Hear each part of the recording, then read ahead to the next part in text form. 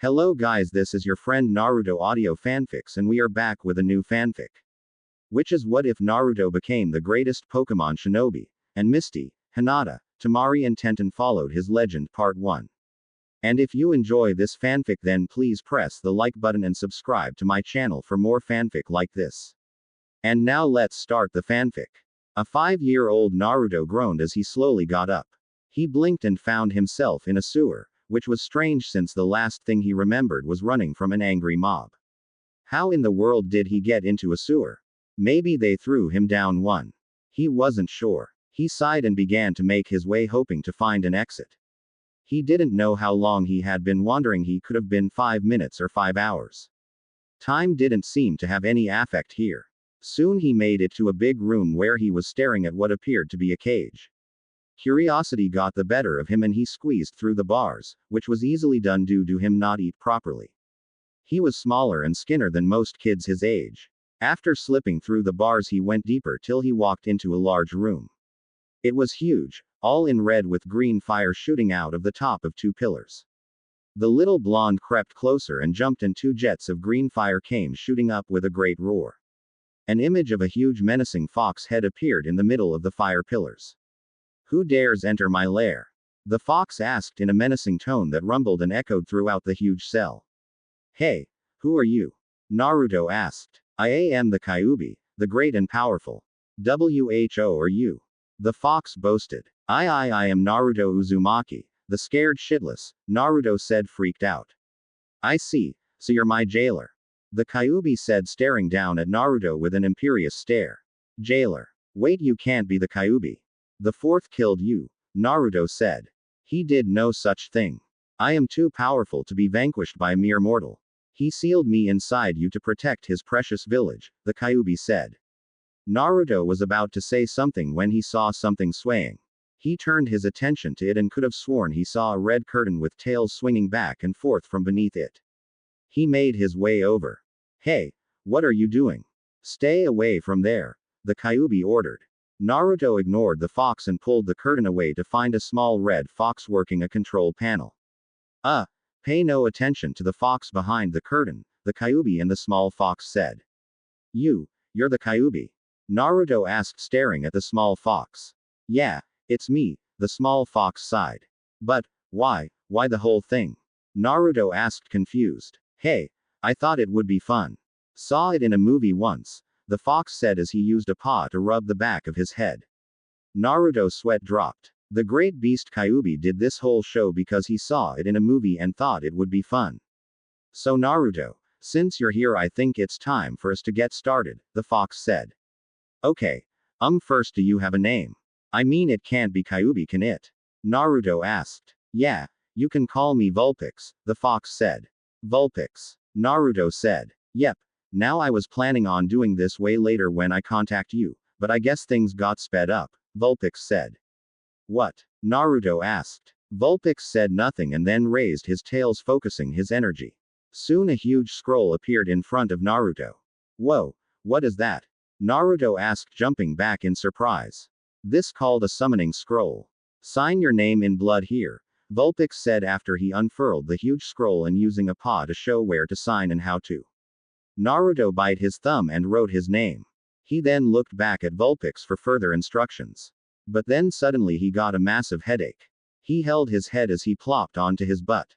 He kept one arm extended to keep himself from falling on his back, but the headache wouldn't go away.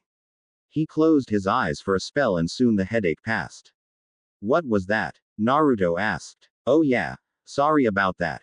I forgot to warn you about the massive info load you'd get after signing, but that was a minor detail," Vulpix said casually. "Yeah, minor," Naruto grumbled, still feeling the phantom pain of his headache from the info download he had gotten. "Congrats, you are now the summoner of pocket monsters," Vulpix said. "Pocket monsters?" Naruto asked now with his head not hurting anymore. "Yeah, they are creatures like me, but they come in all shapes, sizes, creatures and kinds. In fact there are too many for me to name since new ones seem to keep appearing every year or so," Vulpix said. "Okay, so how do I?" Naruto paused for a second as he seemed to know the answer to his own question. This perplexed him and his eyes went cross-eyed. I see you figured it out. The info load you got told you all you need to know. You know how to summon, and with a bit of practice you can figure out and choose what pocket monster you want, but you'll need practice since there are so many, Vulpix said. Naruto nodded. Good. Now get going, Vulpix said. Wait, how I am supposed to do that? Naruto asked. Before Vulpix could answer, the fox faded away and everything went black. When Naruto opened his eyes, he was in a hospital bed with a familiar figure sitting beside him. Hey old man, the blonde croaked. Naruto, you're awake. I am very glad, the old man said with a smile. The old man sitting beside Naruto was the third Hokage, Hiruzen Sarutobi. He ruled Konoha after the fourth died after sealing the Kaobi. He was forced out of retirement due to popular demand since they needed a stable figure to take a hold of the village after the Kaobi attack. Yeah, what happened? Naruto asked sitting up. Hiruzen sighed. He had done his best to protect Naruto, but even so it didn't seem like enough. He made a law that forbid anyone talking about the Kaobi, but it seemed the village got around this by telling their children to stay away from Naruto, and like good kids they listened to their parents. This left Naruto a very lonely child. It got so bad that Naruto was kicked out of the orphanage and Hiruzen found him rummaging through the trash several months later. He gave the young boy an apartment and money to pay for it as well as food too. The only problem was no store sold Naruto anything.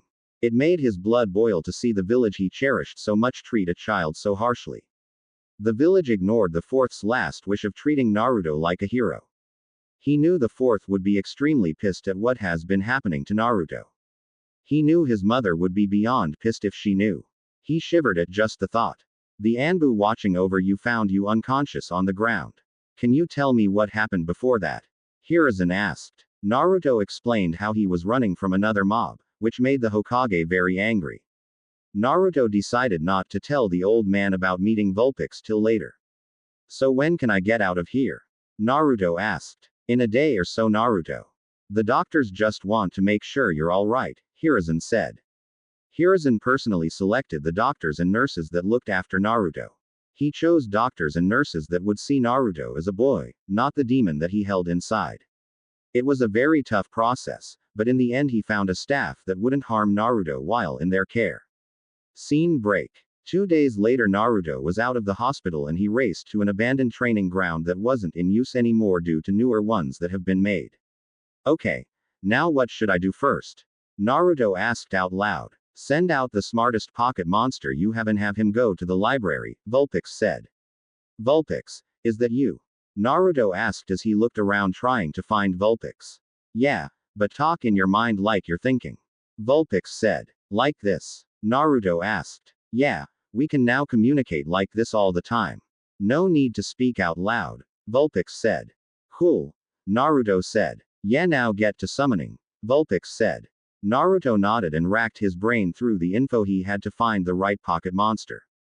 It took some time since his mind wasn't used to it all. He finally found the one and did the required hand signs. Summoning jutsu. Alakazam, I choose you. Naruto called. A plume of smoke appeared and soon an human-looking kind of creature appeared. His limbs looked thin and frail. In his grasp was 2 spoons. Who has summoned me? It asked. That would be me. I am Naruto Uzumaki, the new summoner of pocket monsters, Naruto said with a wave. I see. The humanoid figure said. Naruto felt something push in and rummage around in his head. He grimaced. Hey kid, summon me so I can talk to Alakazam, Vulpix said. I can't, you're sealed within me. You can't escape, Naruto said. I can come out, but I won't have any powers really, Vulpix said. Okay. Naruto said. He then did some more hand signs. Summoning jutsu. Vulpix, I choose you. Vulpix appeared and raised a paw in greeting Alakazam. Yo Allah, how are you doing? The fox asked holding his paw in greeting. Pix, it's been a long time, Alakazam said nodding his head. The 2 monsters chatted a bit, catching up with one another. I see, so that's what's going on. You were sealed within Naruto after your rampage. And now he's the pariah of the village and you've chosen him to be the pocket monster master, Alakazam said. Yep. That's about it.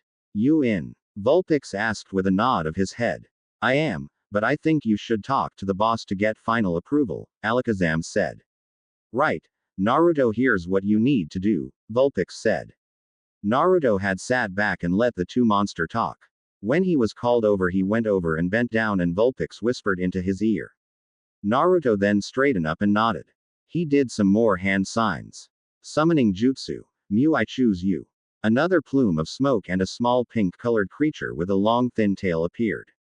He was curled in a ball, snoozing it seemed. Yawn. Oh man, who has woken me up? I was having such a great dream of sunshine and daisies, the pink creature said, rubbing his crystal blue eyes. Alakazam and Vulpix just blinked, unsure what to even say to that. Naruto was totally confused and his face showed it. He was a bit tired since the pocket monster he summoned took a lot out of him. Mew, hey. It's me, Vulpix. I have someone I want you to meet, Vulpix said, waving his paw around. Oh Pixie, it's great to see you. Done any fun pranks lately? Mew asked happily without a trace of sleep. No, here's what has happened, Vulpix said seriously. The red kitsune explained the whole thing and Mew looked angry upon hearing it all. Then his expression changed and his eyes shifted to Naruto. You think he's worthy enough for this honor? Mew asked seriously. I do. After all the abuse he's suffered, he's still the same kind person, Vulpix said with a nod. I'll be the judge of that, Mew said, then stared Naruto in the eyes. Naruto saw his whole life flash before his eyes. It even went through his infancy where he saw what his mom looked like and her name as well, who his dad was too. Then saw the ceiling of Vulpix into him. He saw all the abuse and hatred he had endured. Mew was looking through all of Naruto's life to see if Naruto was worthy. Naruto gasped and fell to his knees, panting for breath. Though they were just memories, he could feel the phantom pain of all those attacks from his past. WHWH, what was that? The blonde asked, breathing hard. I apologize for that, Naruto, but I needed to looking into your mind to see your life, Mew said. So, does he pass? Vulpix asked anxiously. He does. I name Naruto Uzumaki Namikaze, the summoner and master of pocket monsters. I give you permission to summon me and all of our kind, Mew said. Thanks, Naruto said, slowly getting up. No problem, I'll be going. I'll let everyone know what's going on and about our new master, Mew said, then disappeared. Well, now that's over, let's get to work, Vulpix said, clapping his paws together.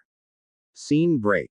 Naruto trained hard. He used several fighting-type pocket monsters to help him out. They were Lucario, Machamp, Hariyama, Hitmonlee, Hitmonchan and Hitmontop. These pocket monsters helped Naruto on the physical side of his training. Alakazam provided much information and improved Naruto's reading and writing skills. Alakazam read the entire Konoha library, storing all the knowledge and taught it to Naruto bit by bit as the young one needed it. During this time, Naruto trained not only his body, but mind. Alakazam kept telling Naruto that a shinobi not only trains his body, but mind also. With his mind, he got faster in selecting the right monster he needed till it was almost coming to him as a second nature. But Alakazam made sure Naruto worked on his ninja skills too, since Naruto needed to be able to use those skills than just rely on his summons. Alakazam drilled in to be good in many areas and not to focus on one thing. It would make him more dangerous. Ah, how come? Ninjutsu is awesome. So why do I have to learn all this other stuff? Naruto whined. Because young one, a true shinobi, is knowledgeable in all things. So he can enter any situation and be in control of it rather than flounder and die due to lack of knowing, Alakazam said wisely. Naruto pouted, but accepted it. He trained with the other forms a shinobi uses, but found he couldn't use genjutsu due to not having the precise chakra control needed for it, along with having too much chakra too. But that meant Naruto had to train in recognizing it and dispelling it. It was decided that Alakazam would remain out to help Naruto. The psychic type would gather info for Naruto whenever he asked or provide much needed guidance to the young blonde when needed. With Naruto knowing his true heritage, he learned from Alakazam about how many enemies his father had and reasoned why he wasn't told before. Naruto was upset at not knowing, but Alakazam talked him into understanding why. So he let it be. He'd have something over the old man in the future he could use. Hiruzen decided to enroll Naruto in the Ninja Academy, and Naruto was happy since he wanted to become a shinobi. But when he entered, he got bored listening to all the lectures there were. Not to mention many of the teachers were biased to him and wouldn't teach him at all. So he had to have Alakazam teach him what the teachers wouldn't. In his 4 years at the academy he stayed just at average, not showing anything fancy at all. He learned early that a true ninja's greatest skill is deception, and he was going to make the most of it. The shinobi world will be very surprised when he became a leaf shinobi. During these 4 years Naruto trained more with the pocket monsters.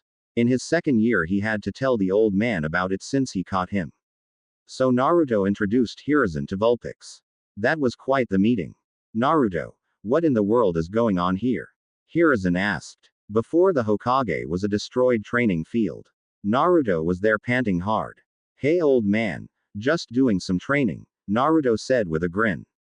I see, but how did all of this happen? Hiruzen asked. Kit, you better tell him. He's not going to let this lie. Besides, I think you can trust him, Vulpix said. Okay Vulpix, Naruto said. Naruto, are you alright? Hiruzen asked. Huh, oh yeah, I am fine. Anyway, can we talk? Naruto asked. So the two went to Hiruzen's office and he placed a seal to keep it private after Naruto's urging. Now what did you want to talk about, Naruto? Hiruzen asked. I am in contact with the fox, Naruto said. The pipe in Hiruzen's mouth fell out of his mouth as he stared wide-eyed at Naruto. He was shocked that Naruto knew that he held the Kaobi. His eyes roamed all over the boy's body, seeing nothing that looked like Naruto had been taken over by the demonic fox. But he was still tense, not wanting to take any chances at all. Before you go all nuts, the fox is all right, Naruto said. Naruto, how can you be sure? Hiruzen asked with uncertainty. Naruto did some hand signs that the old Hokage recognized as summoning jutsu. He had no idea how Naruto knew this and how he could do it so fast and efficiently. Summoning jutsu. Vulpix, I choose you. A plume of smoke arose and a small red fox appeared. Yo, name's Vulpix, or as you people call me, Kaobi, the red fox said, raising his paw in greeting. Hiruzen was tense as he saw the fox that almost wiped the village off the map. But he could tell there was no foreboding aura around the creature.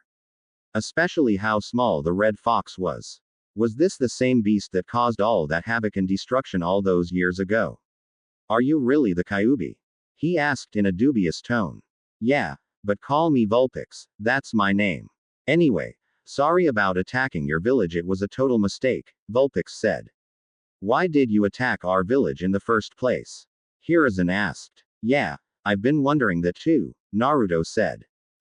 Well, to tell you the truth, I kind of got really excited after my favorite team won and I kind of got drunk and celebrated in my own way, Vulpix said with total embarrassment. Naruto and Hiruzen's sweat dropped. The entire village was destroyed just because Vulpix was drunk celebrating after his team won.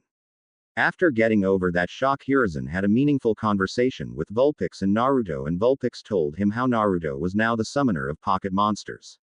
The fox told Hiruzen that Naruto was the only one and he could let more join in, but they'd have to ones that Naruto absolutely trusted.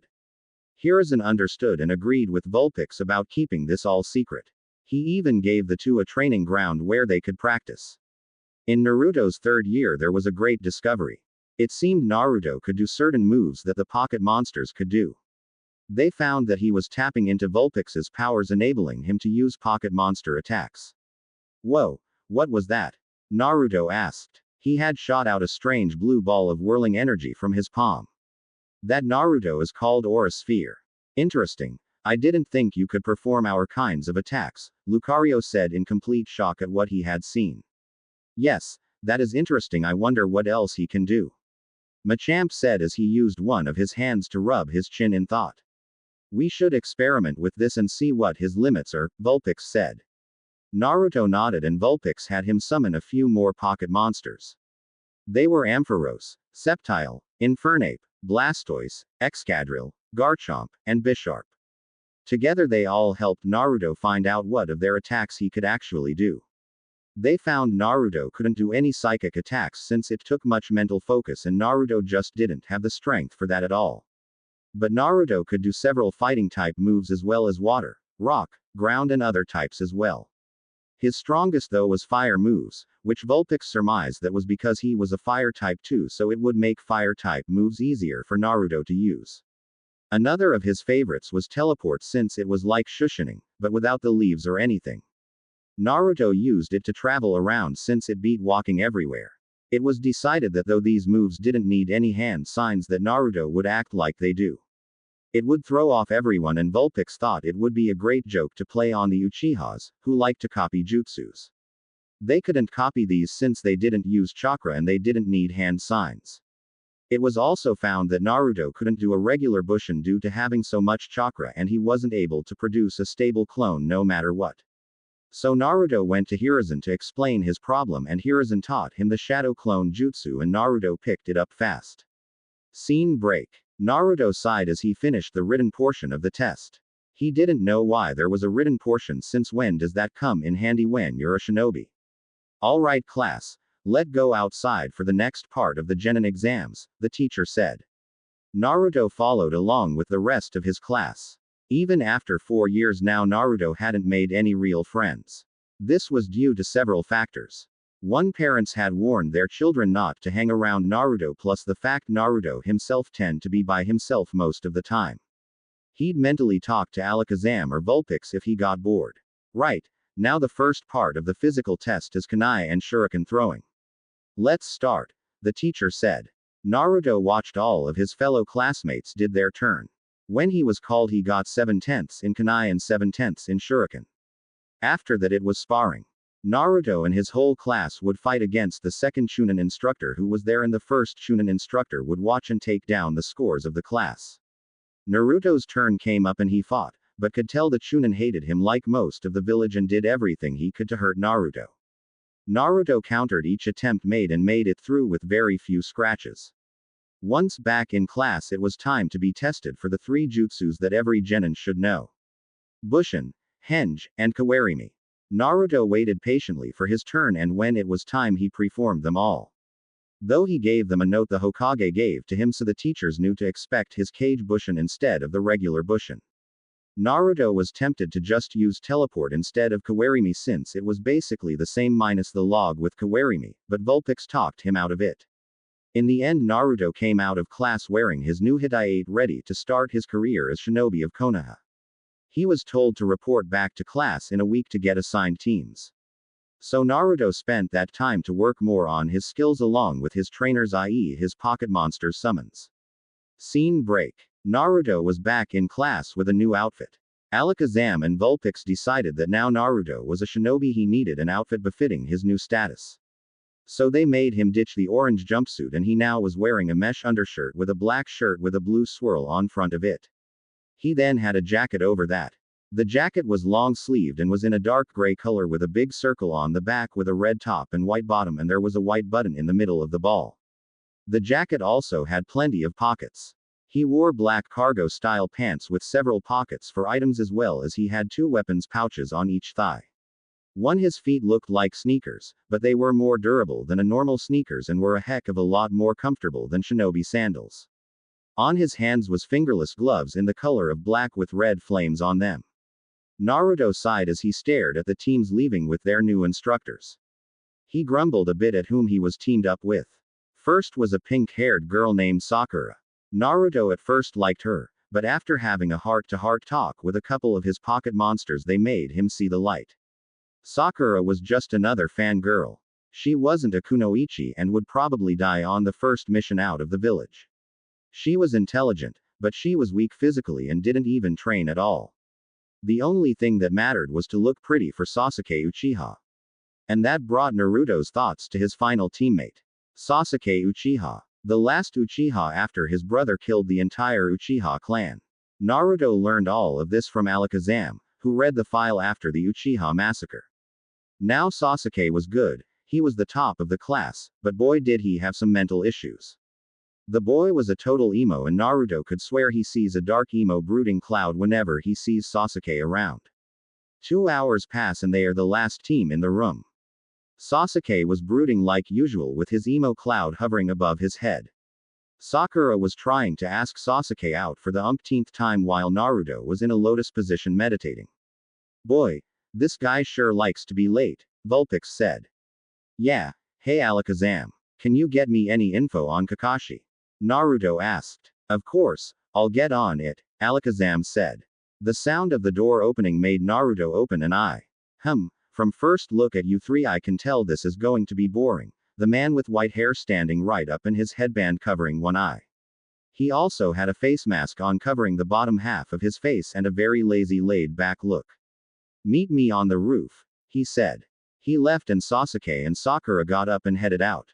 Sakura turned around to tell Naruto to hurry only to find the room empty with no Naruto in sight.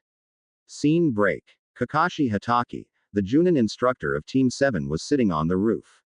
He was reading his favorite book giggling away at certain parts. He sensed something and turned to find Naruto sitting there. How did he get here so fast? Kakashi thought. You know that's highly inappropriate material to read in public, Naruto said eyeing Kakashi's book. You say something. Kakashi asked casually. Naruto ignored Kakashi and went back to meditating. Hey, how'd you get here so fast? Sakura shouted. A shinobi never reveals their skills, Naruto said as he heard the ringing in his ears due to how loud the banshee was. Sakura huffed, but sat down making sure she sat as close as she could to Sasuke. Sasuke just looked at Naruto trying to analyze him. Maybe the blonde loser could be a challenge for him after all. Okay, since we're all here let's get to know one another, Kakashi said closing his book. What do you mean sensei? Sakura asked. You tell each other your likes, dislikes that kind of stuff, Kakashi said in a bored tone. Why don't you start sensei? Sakura offered. Okay. Name is Kakashi Hatake. I have some likes, some dislikes. My dreams are personal, Kakashi said finishing with an eye smile. Sasuke and Sakura just stared at their sensei. All we got was his name they thought. Naruto however was getting all the info he needed of Kakashi via Alakazam.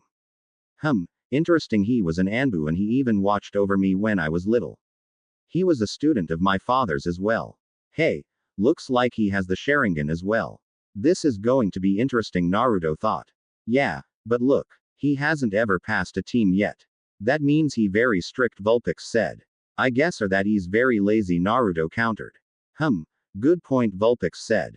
During this time Sasuke went all emo with the dark cloud getting even bigger as he introduced himself. It looked like there was going to be some emo rain in the forecast. Sakura also went and her was mainly made of giggling, blushing and squealing. Okay. Blondie you're last, Kakashi said. Naruto blinked then nodded. Name's Naruto Uzumaki. Likes are my summons and the few people who are precious to me. Dislikes are arrogant people, those who can't tell a weapon and the scroll that it's sealed within, emos with huge sticks up their butts and fangirls. Dreams, well don't know about that yet, he said. Kakashi nodded since he knew the burden Naruto carried and had no ill feeling towards Naruto at all. Though he was curious to what Naruto meant by summons since he was pretty sure a genin never had a summoning contract ever. Okay. It looks like I got an avenging emo, a pathetic fangirl and what appears to be a capable shinobi. Sounds like fun, he thought. Okay. Now that we're done with that it's time for the test to become genin, Kakashi said. Test? But we already did that, Kakashi-sensei, Sakura said dumbly. No, that was just the first part.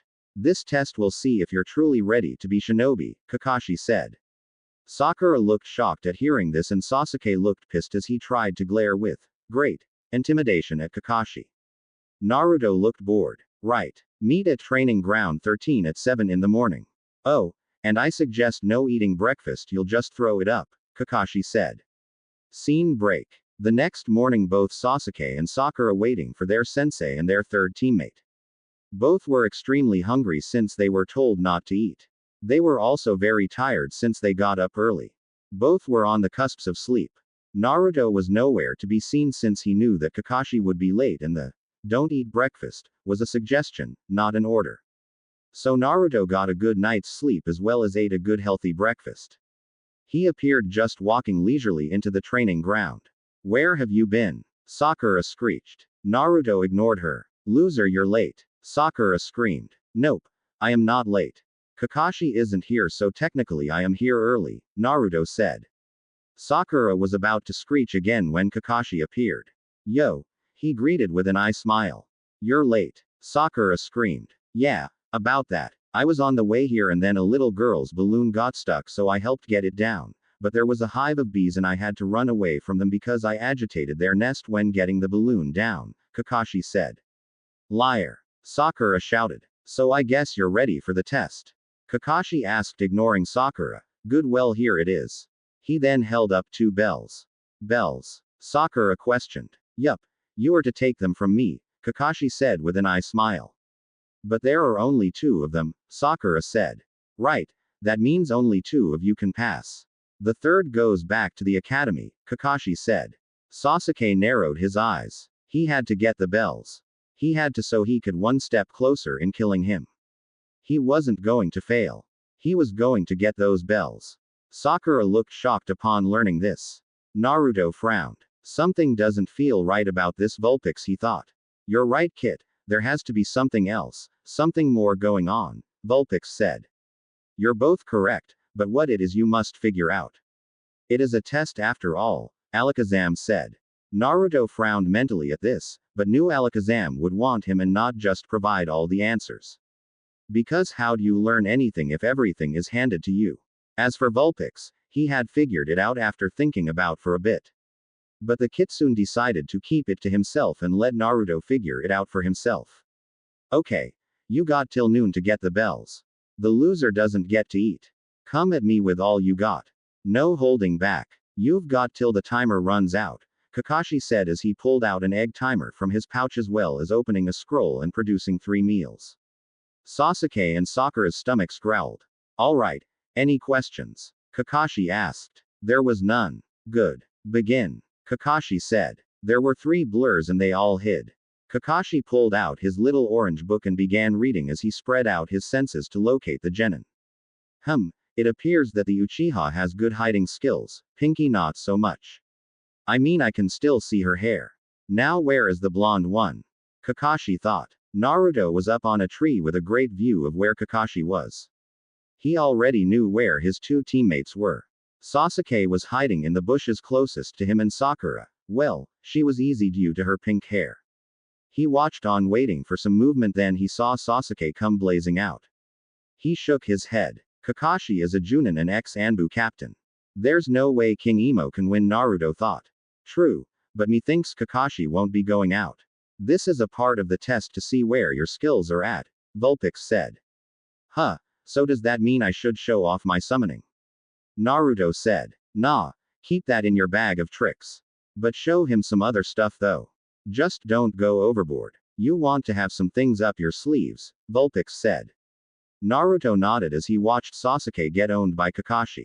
No matter what Sasuke did, Kakashi could always counter it. The Chunin then disappeared after Sasuke shot out a fire jutsu. Then he saw Sasuke get buried till only his head was showing. It wasn't moments later when Naruto heard a piercing scream, meaning Sakura was taken out as well. That leaves just me, Naruto said to himself. Yup. So what are you going to do? Kakashi asked. Naruto looked around and found Kakashi on a branch next to him reading still. Well, first I think I figured out the test, Naruto said. Oh, you have? Kakashi asked curiously. Yeah, it's teamwork, Naruto said. Kakashi was surprised, but I smiled at Naruto. He was liking this kid more and more. You're correct, but why didn't you help your teammates?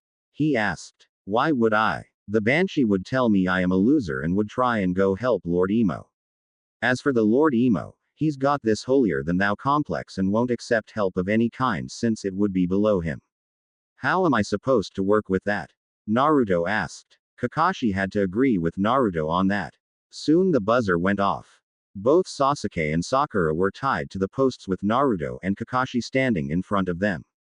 How come I am tied up and not the loser? I am an Uchiha, Sasuke groused. Yeah, Sasuke is so much better than that loser. He should be tied up, not Sasuke, Sakura said vehemently. You both are tied up because you both failed to see the true reason of the test, Kakashi said. What do you mean? Naruto didn't get the bells either. Sakura asked. The bells are of no consequence. Naruto would care to explain to them the true meaning of the test, Kakashi said. Naruto nodded. The true meaning of the test is teamwork.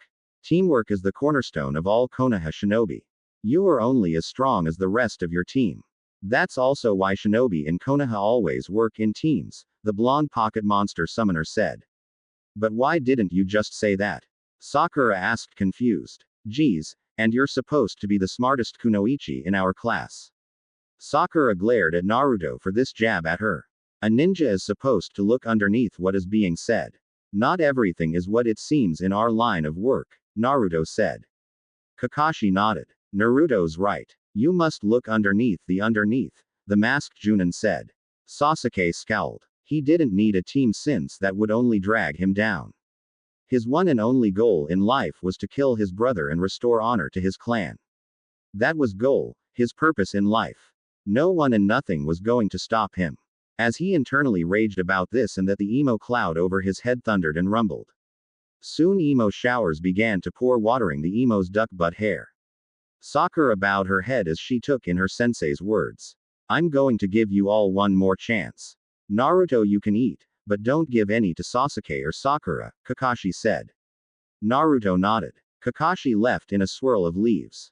Naruto created 2 shadow clones and they brought the 2 meals to Sasuke and Sakura. What are you doing? He said. Not to feed us. Sakura asked as a chopstick of food was close to her mouth. You two haven't eaten at all and we're going to need your strength to face Kakashi again, Naruto said as he ate his meal. Sasuke said nothing. He didn't like that he had to be fed, but since he was tied to the post he couldn't do anything, so he allowed it. Sakura pouted, but began eating too. A dark storm cloud emerged out of nowhere and Kakashi appeared out of a dust cloud. What did I just tell you? He shouted as lightning erupted in the background. Naruto stood his ground while Sakura nearly wet herself, while Sasuke just stared on without emotion, though he was a bit scared at the Chunin's behavior. I fed them because I'll need both of them to pass. I am good, but I'll need my team to even beat you, Naruto said. The loser is right, Sasuke grumbled. Sasuke is right, Sakura said. There was silence that held so much weight that it was almost suffocating. You pass, Kakashi said with his voice turning from thunderous to pleasant as the dark clouds disappeared and the sky turned back to pleasant. This stunned and confused Sasuke and Sakura. Kakashi then explained about being a team and the memorial stone that was not far from them. That all Konoha shinobi who had died are on the stone in a way of remembering them. He told them the code he lived by. Disobeying rules makes you trash, but abandoning your comrades makes you worse than trash. Naruto took these words to heart and nodded. Great. Meet here tomorrow at 7. Bye. Kakashi said, then shushined away. Scene break. Naruto was back on the training field he used and called out his summons. In a plume of smoke a familiar red fox appeared. Yo, whatcha call me for? Vulpix asked. I was wondering if we can up my training some since I am now a genin, Naruto said. Alright. I think we can do that. Call out the trainers, Vulpix said as the fox rubbed his chin.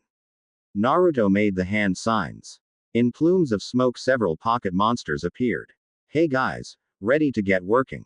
Naruto asked. Yeah, they all shouted. They began working till they heard someone coming. Naruto's trainers disappeared quickly and Naruto was left alone. Oh, I didn't know someone was here, the person said. Before Naruto was a girl maybe a year older than him. She wore baggy green pants and a pink sleeveless pink Chinese-style shirt and her brown hair was done up in 2 buns on top of her head. She also had chocolate-colored eyes. Yeah, sorry, Naruto said as he just stared at the girl. Damn, the boy is releasing hormones at the sight of this girl. Hold on, there's something coming from her. Maybe I can use this, Vulpix thought. Hey, you okay? The girl asked worriedly. Oh yeah, sorry about that, Naruto said as he rubbed the back of his head in embarrassment. He had never felt this kind of pull from anyone before. Okay, by the way, my name is Tenten, what's yours? The girl, now revealed to be Tenten, asked. Name is Naruto Uzumaki, Naruto said. The two shook hands and they both felt a jolt race from their connected hands through their entire bodies. What was that? They both thought as they kept hold of each other's hands. Interesting. Hey Naruto, I think you've found your first mate, Vulpix said. My first mate? What are you talking about? Naruto asked. Well, you know that jolt you felt? Vulpix asked. Yeah, Naruto said. Yeah, well, before that your body was sending off certain hormones and I think they were trying to attract this Tenten girl, Vulpix said. But I'm too young to have a mate, and why her? I mean, I just met her and what if she doesn't like me? Naruto asked. Geez, calm down boy. You and your mates will have a connection with each other so there won't be any denying that you like one another. It's down to basic animal instinct, Vulpix said. Oh okay. Wait, you said mates. As in more than one. Naruto shouted. Not so loud. And yeah, more than one. Not sure how many you'll have, but I can tell you you'll never have a cold bed ever again, Vulpix said, chuckling pervertedly. You're a pervert, Vulpix. Naruto exclaimed, shocked at the revelation. Hey, I am not a pervert. I just enjoy the female form.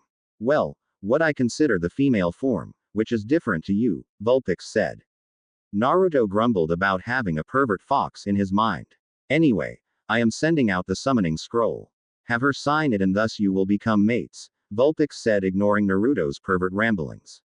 But why? Naruto asked. Just do it, Vulpix ordered.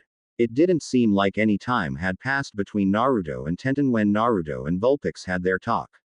Naruto let go of Tenten's hand, then the summoning scroll appeared. Sign this, Naruto said. Tenten blinked as she was still trying to figure out what that jolt she had felt was. Now this boy wanted her to sign something. What was going on here? Hold on, I am not signing anything unless I know what's going on, Tenten said firmly. It's a special summoning contract, Naruto said. This got Tenten interested since she had never thought she would ever see a summoning contract, let alone sign one. She signed it, then a painful rush of information hit her and she fell on her butt, clutching her head as it throbbed with new information. Yeah, that happens, Naruto said. You could have warned me, Tenten grumbled. Naruto shrugged. So what is that I can summon? Wait, what the heck are pocket monsters? Tenten asked, totally confused. To answer that, I think I'll need some help, Naruto said, then did some hand signs. Summoning jutsu. Vulpix, I choose you. A plume of smoke, then Vulpix appeared. Yo! The fox greeted as he raised his paw. Tenten felt an urge that she had never felt before. This urge bubbled within her, and before she could stop herself, she dashed forward and began squeezing the life out of Vulpix. Kawaii! She squealed in such girly fashion. Naruto stood there unsure what to do as he watched Vulpix get the life squeezed from it. Oh god, life, passing, before, eyes, seeing, white, light, so, pretty, Vulpix gasped out. Tenten hugged, squeezed and cuddled Vulpix like a plushy toy. Tenten, Naruto said. This broke Tenten's happy joy zone she was in, and she dropped back to reality. She let go of Vulpix and stepped away. Sorry, she said with bright cheeks, due from utter embarrassment in acting like a typical girl, which she had always claimed she wasn't. Vulpix was lying on the ground gasping for breath, trying to suck as much air into his lungs as he could. Air, sweet, sweet air. I missed you, my lovely mistress. Never leave me again, he said. Tenten and Naruto stared down at Vulpix, not sure what to say. Soon Vulpix recovered and sat up. Okay. First, as you might have not figured out, my name is Vulpix. I am a pocket monster. Now just what is a pocket monster? A pocket monster are creatures that come in all shapes, sizes, colors and species. Some look like animals and some don't, but they are all special in their own way, Vulpix said. Special? Tenten asked. Observe, Vulpix said. He then turned and eyed the post that was before him. Flamethrower. A stream of flame came out of Vulpix's mouth, hitting the post, setting it on fire. Now it was found that Vulpix could use his pocket monster attacks since they weren't linked to his powers as Kaobi. Tenten was amazed seeing this. Naruto did some random hand signs. Water pulse. A blob of water shot out of Naruto's mouth at high speed. It hit the burning fire, extinguishing the flames. Tenten was shocked seeing this. She had never seen anything like it. These moves require no chakra at all, Vulpix said. And I get to summon them? Tenten asked. Well, no, you summon a certain type. Please think of one to summon and then do the hand signs and summon it, and we'll see what type you can summon, Vulpix said. Naruto showed Tenten the hand signs needed, and Tenten thought long and hard since this was her first and it took a while for her to sort through all that was there. Once picking one, she did the hand signs. Summoning jutsu. Scizor, I choose you.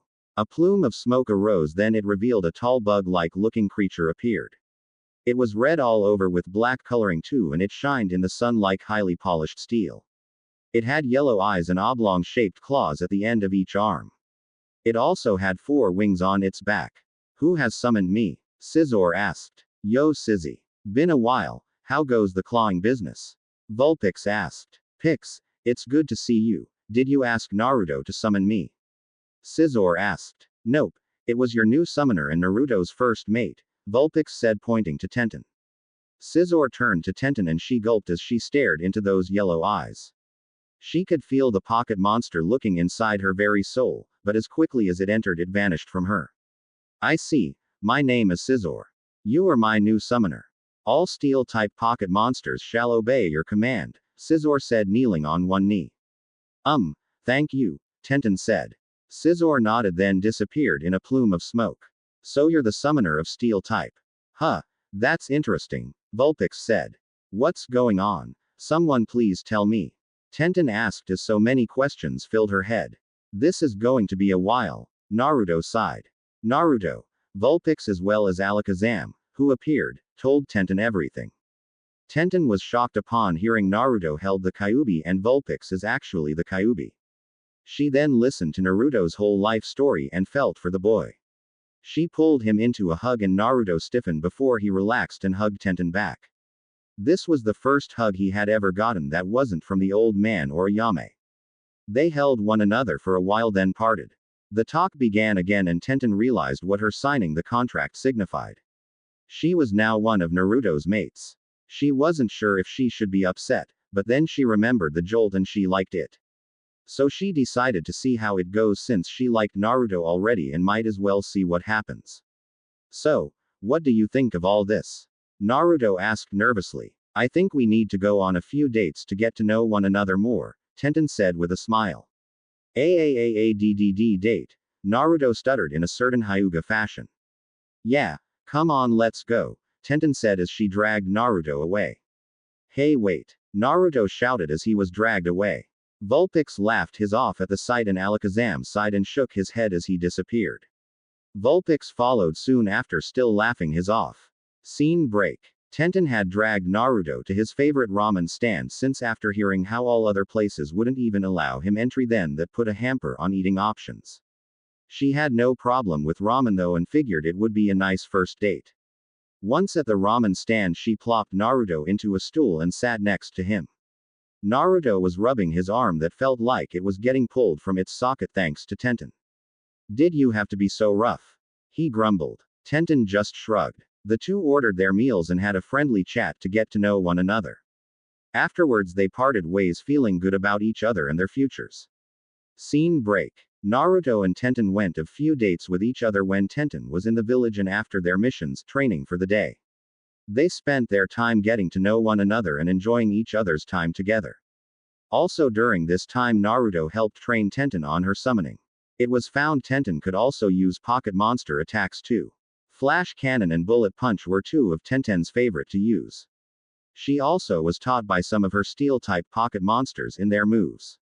She also learned Teleport and Transform, which she loved since they were a lot better than Henge and she didn't know Shunshin so this was a fun better one. Scizor became a great sparring partner for Tenten.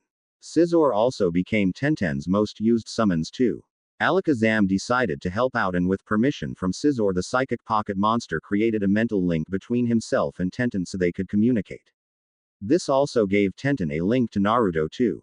So the two could talk with each other without being around one another. This would help them in the long run. It was disconcerting for Tenten for the first couple days.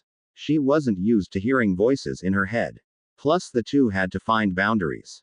It took some time to create those mental walls to keep certain thoughts from each other. Though Naruto had a leg up on Tenten since he's had Vulpix and Alakazam in his head for so long. He helped Tenten create those walls and Alakazam helped too.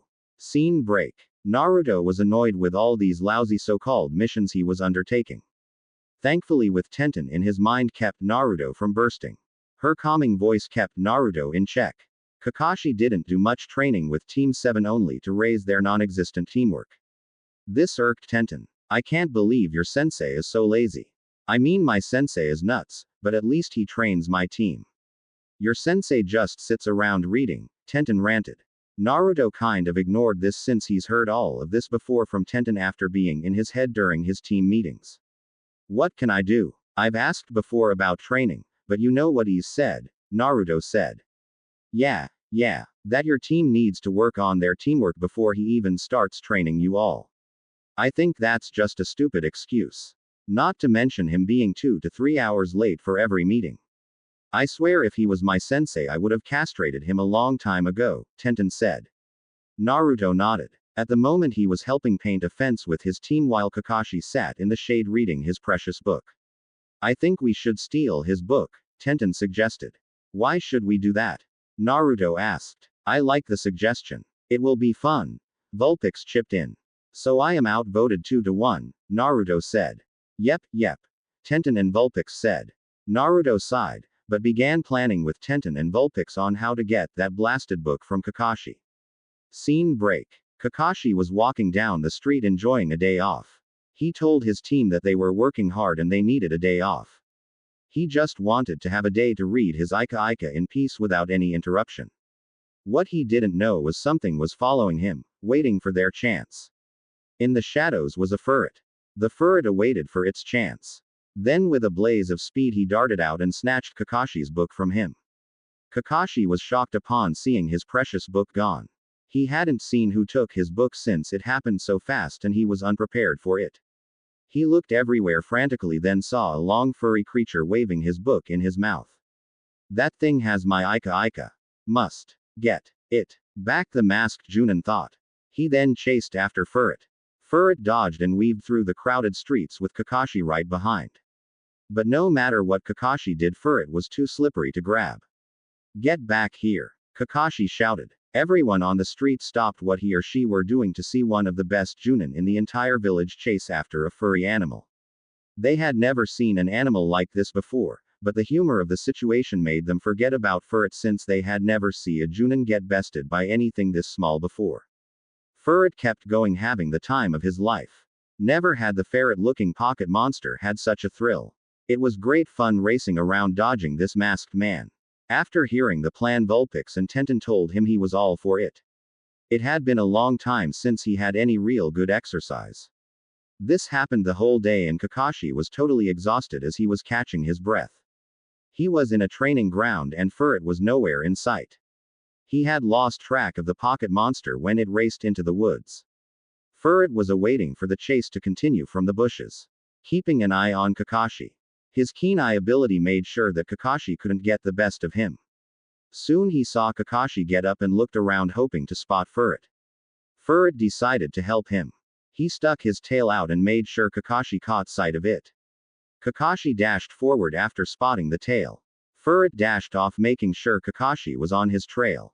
The chase continued long into the night and Kakashi was totally tired and couldn't go on anymore. He collapsed on the ground, passing out from exhaustion. The next morning he awoke to find his book just a foot in front of him. With great caution, like an animal investigating a strange new thing, he inched forward. He then pulled a kunai and poked the book slightly. Nothing happened. He then poked it harder and again nothing happened. He then lunged at the book and held it to him, rubbing his face against the surface. My precious, he said in an insane manner as he petted and stroked the cover over and over in a loving fashion in a crouched position with his back hunched over. In the woods hidden from Kakashi was Tenten and Naruto. They stared at this and smirked. Tenten pulled out a camera and began taking photos of Kakashi's behavior. Even Kakashi kissing his book over and over. Scene break. Photos of Kakashi decorated the entire village for weeks and the masked Chunin couldn't show his face anywhere at all. His fellow Chunin and former teammates in Anbu laughed at him whenever they saw him. All the shinobi in the village laughed at him as well as civilians too. He had to get out of the village. He didn't know who took the photos, but when he did find out, they were going to pay, and pay dearly. Team 7 stood in front of the Hokage awaiting for another mission. They had just finished capturing Tora, the daimyo's wife's cat, for the umpteenth time. Let's see. Clean out the kennels for the Inuzukas, restocking the general store, weeding the garden, Hiruzen murmured, going through the missions he had on his desk. Lord Hokage, I request a C rank mission for my team, Kakashi said. A C rank? You think they're ready, Kakashi? Hiruzen asked. Kakashi nodded, but this was kind of a lie since the real reason he wanted a C rank mission meant he would be out of the village and away from the laughing, and hopefully when he returned it'd have died down. Though his team had done over the max number of D-rank missions and were qualified to do a C-rank mission anyway. I am Lord Hokage, the masked Chunin. Very well, here we are. A simple C-rank mission. You are to escort a bridge builder back to his country of Wave. There should be minimal risk, just some bandits, Hiruzen said reading the mission. We'll take it, Kakashi said. Sasuke looked at the mission hungrily. He was tired of all these worthless D-rank missions. They were beneath him since he was an Uchiha. And as an Uchiha he deserved better missions. He had to get better missions so he could get stronger and kill his brother. Yes, it was all coming together. He would get stronger in the mission and he'd be one step closer to killing his brother, thus avenging his clan. Thunder again rumbled throughout the emo cloud. Sakura pouted since she could no longer rape Sasuke. This meant she actually had to do some real work. Naruto listened to all of this and he knew Tenten was listening too. You better be careful, Naruto. This is your first mission out of the village and you never know what can happen, Tenten said. I know, Tenten. I know, Naruto said. The team met their client named Tazuna, a bridge builder who was drunk.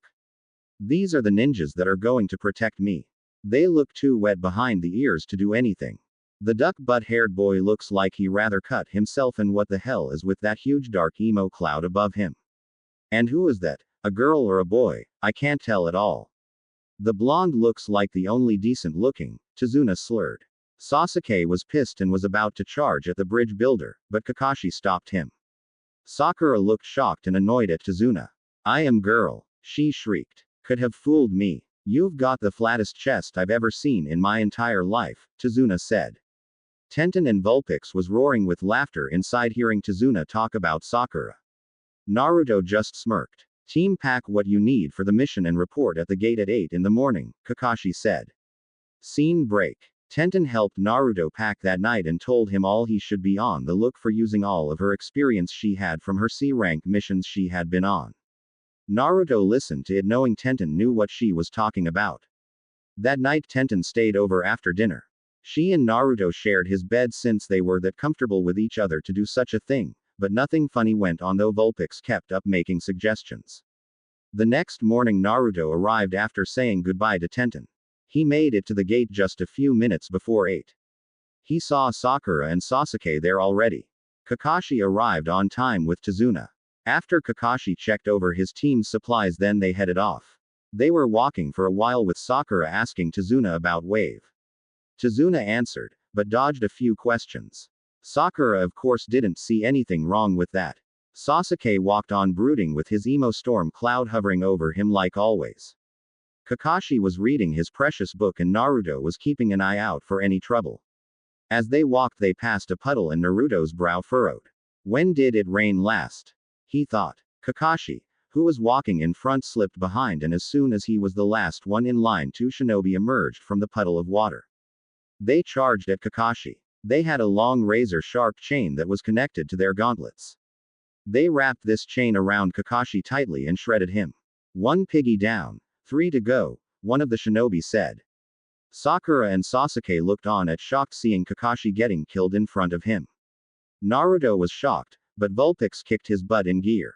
Are going to just stand there. Get going. Vulpix shouted. This shook Naruto out of his stupor and charged forward. He pulled out his kunai and threw it, locking the chain to a nearby tree. He then did some random hand signs. Aura sphere. A ball of blue energy formed in his palm and he threw it forward, hitting one of the shinobi, knocking them out. Naruto then formed more random hand signs. Electro ball. A ball of yellow-colored electricity fired from Naruto's other hand and it hit the second shinobi. Both were down for the count. Congrats, Naruto. You took down the demon brothers, Kakashi said appearing before his team. Kakashi-sensei, you're alive. Sakura shrieked. Kakashi winced at the high-pitched tone. I never was hurt, he said as he pointed to where he was killed. Sakura and Sasuke turned to find not a body, but a messed up wooden log. Tazuna, you've lied to us and we're within every right to abandon you here and now. Explain. Kakashi said sternly. Tazuna let out a sob story about Wave and how horrible it was. Kakashi sighed and looked to his team to what they should do next. Naruto voted to go on, Sasuke of course wanted to do, and Sakura always agreed with Sasuke. Kakashi sighed and nodded. He just hoped this wouldn't end in disaster. Scene break. They arrived in Wave and caught a glimpse of the massive bridge. It made them all stare in awe since none of them seen such a massive structure before. Soon they got to shore and headed to Tezuna's house. They were walking when Naruto sensed something. He flung a kunai out and a white rabbit came out of the bushes. "You idiot! How dare you scare that poor rabbit!" Sakura shrieked as she went punch Naruto.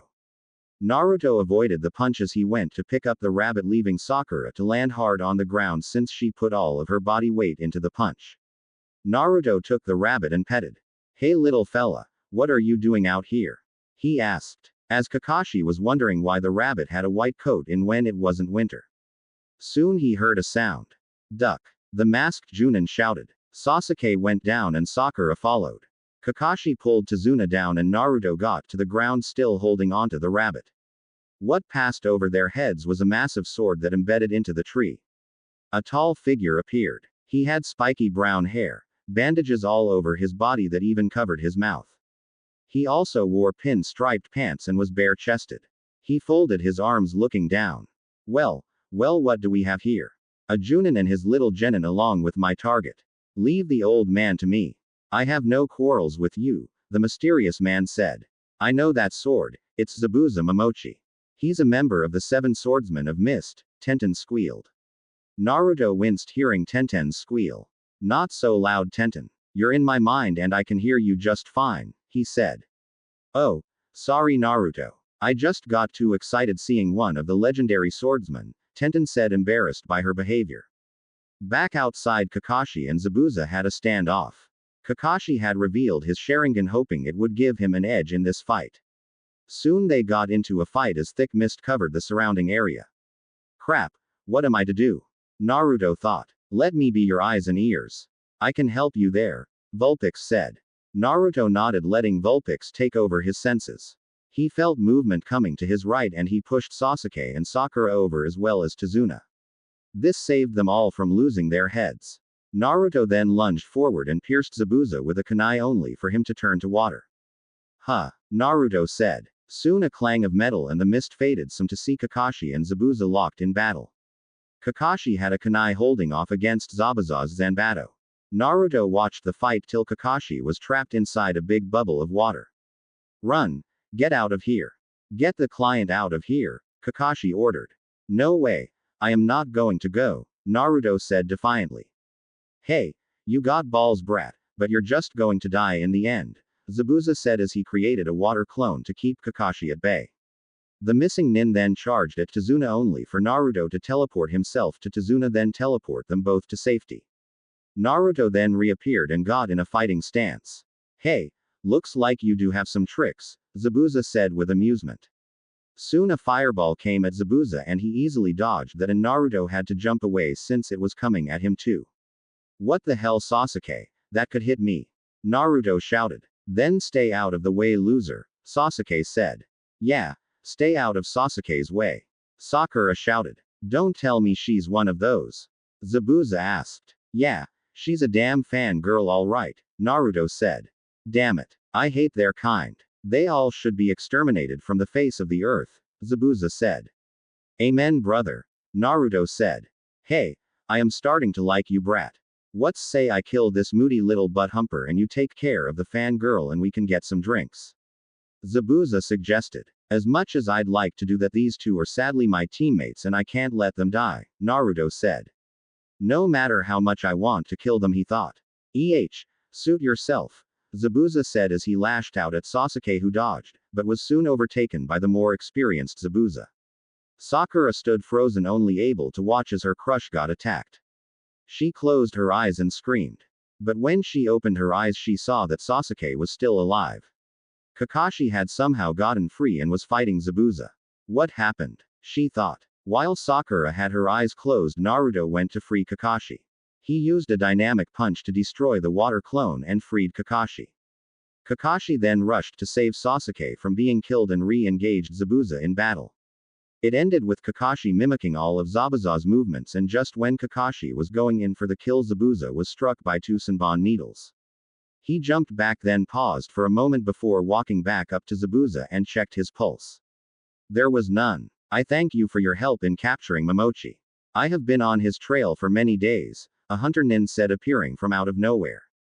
Not at all hunter nin. Glad we could help, Kakashi said stepping back letting the hunter nin do its work. The hunter nin took Zabuza's body and vanished.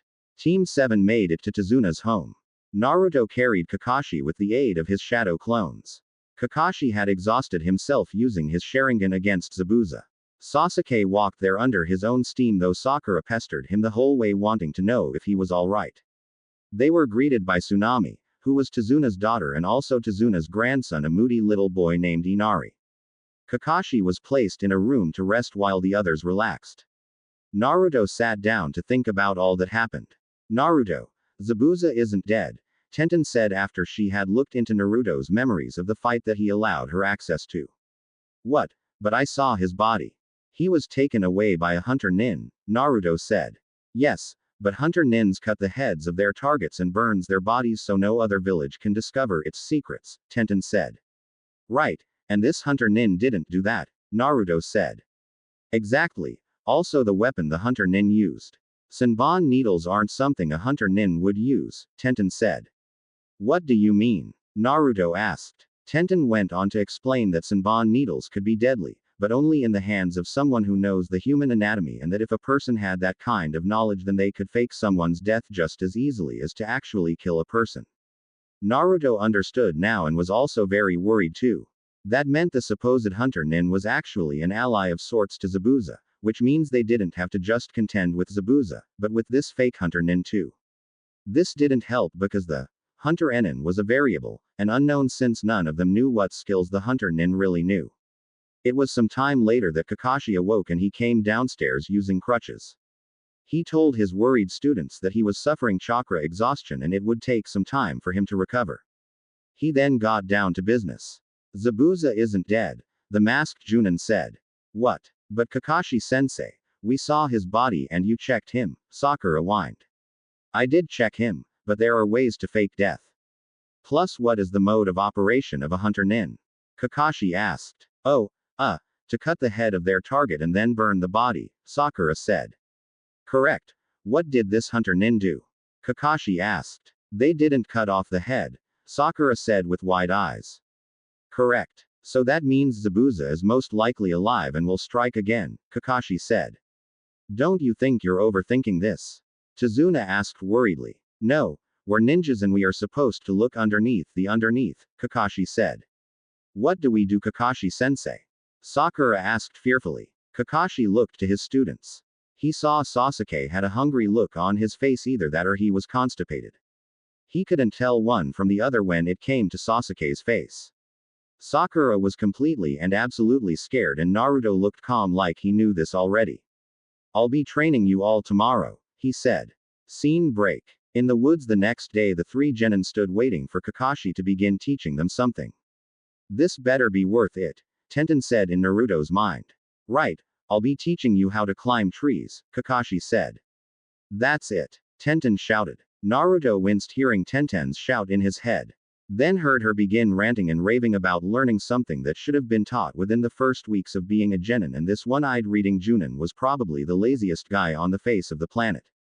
And probably read those books since he couldn't get laid or something. Naruto of course missed Sakura telling Kakashi that they already knew how to climb trees. You'll be climbing without the use of your arms or legs, Sakura. You can only use chakra, Kakashi said.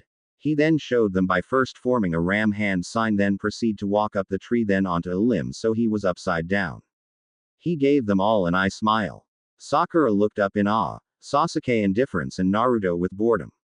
Here, use these kunai to mark your position, Kakashi said as he threw 3 kunai at the feet of the genin. They took them and began. Naruto took a deep breath and concentrated his chakra with the help of Vulpix. He then slowly made his way walking up the tree, going at a slow even pace. Kakashi watched this amazed by how a genin could get it on the first try. Naruto reached the top and looked at Kakashi. What's next? He asked. Sasuke glared at Naruto as he was still trying to even get up the tree. How could a loser like Naruto get to the top of the tree so easily while he couldn't? His dark emo cloud overhead turned even darker as thunder began to sound and rain began to pour, drenching his duck butt hair. Sakura had reached the top, but was plain tired. When she saw Naruto up top too, she was shocked.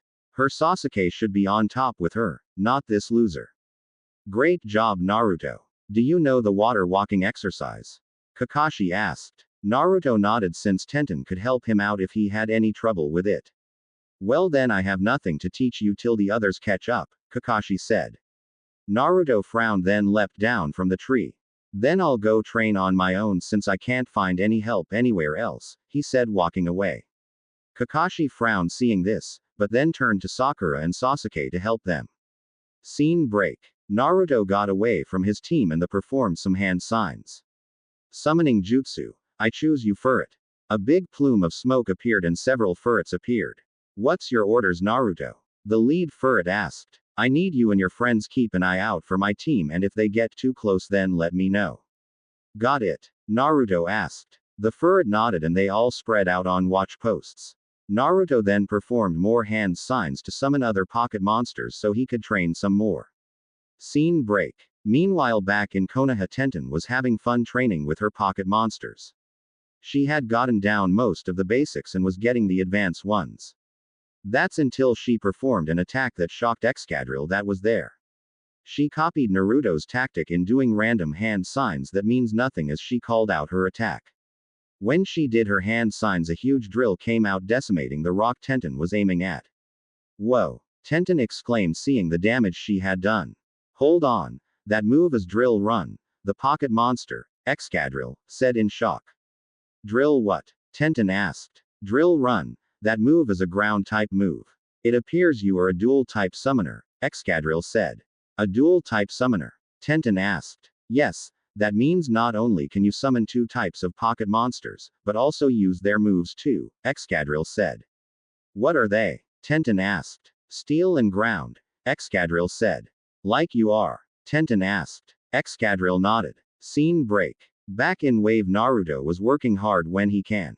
He'd also have to take turns guarding Suna while Sasuke kept trying to master tree walking and Sakura was working on raising her chakra reserves since she had very small ones. It was quite boring for Naruto since he had nothing really to do.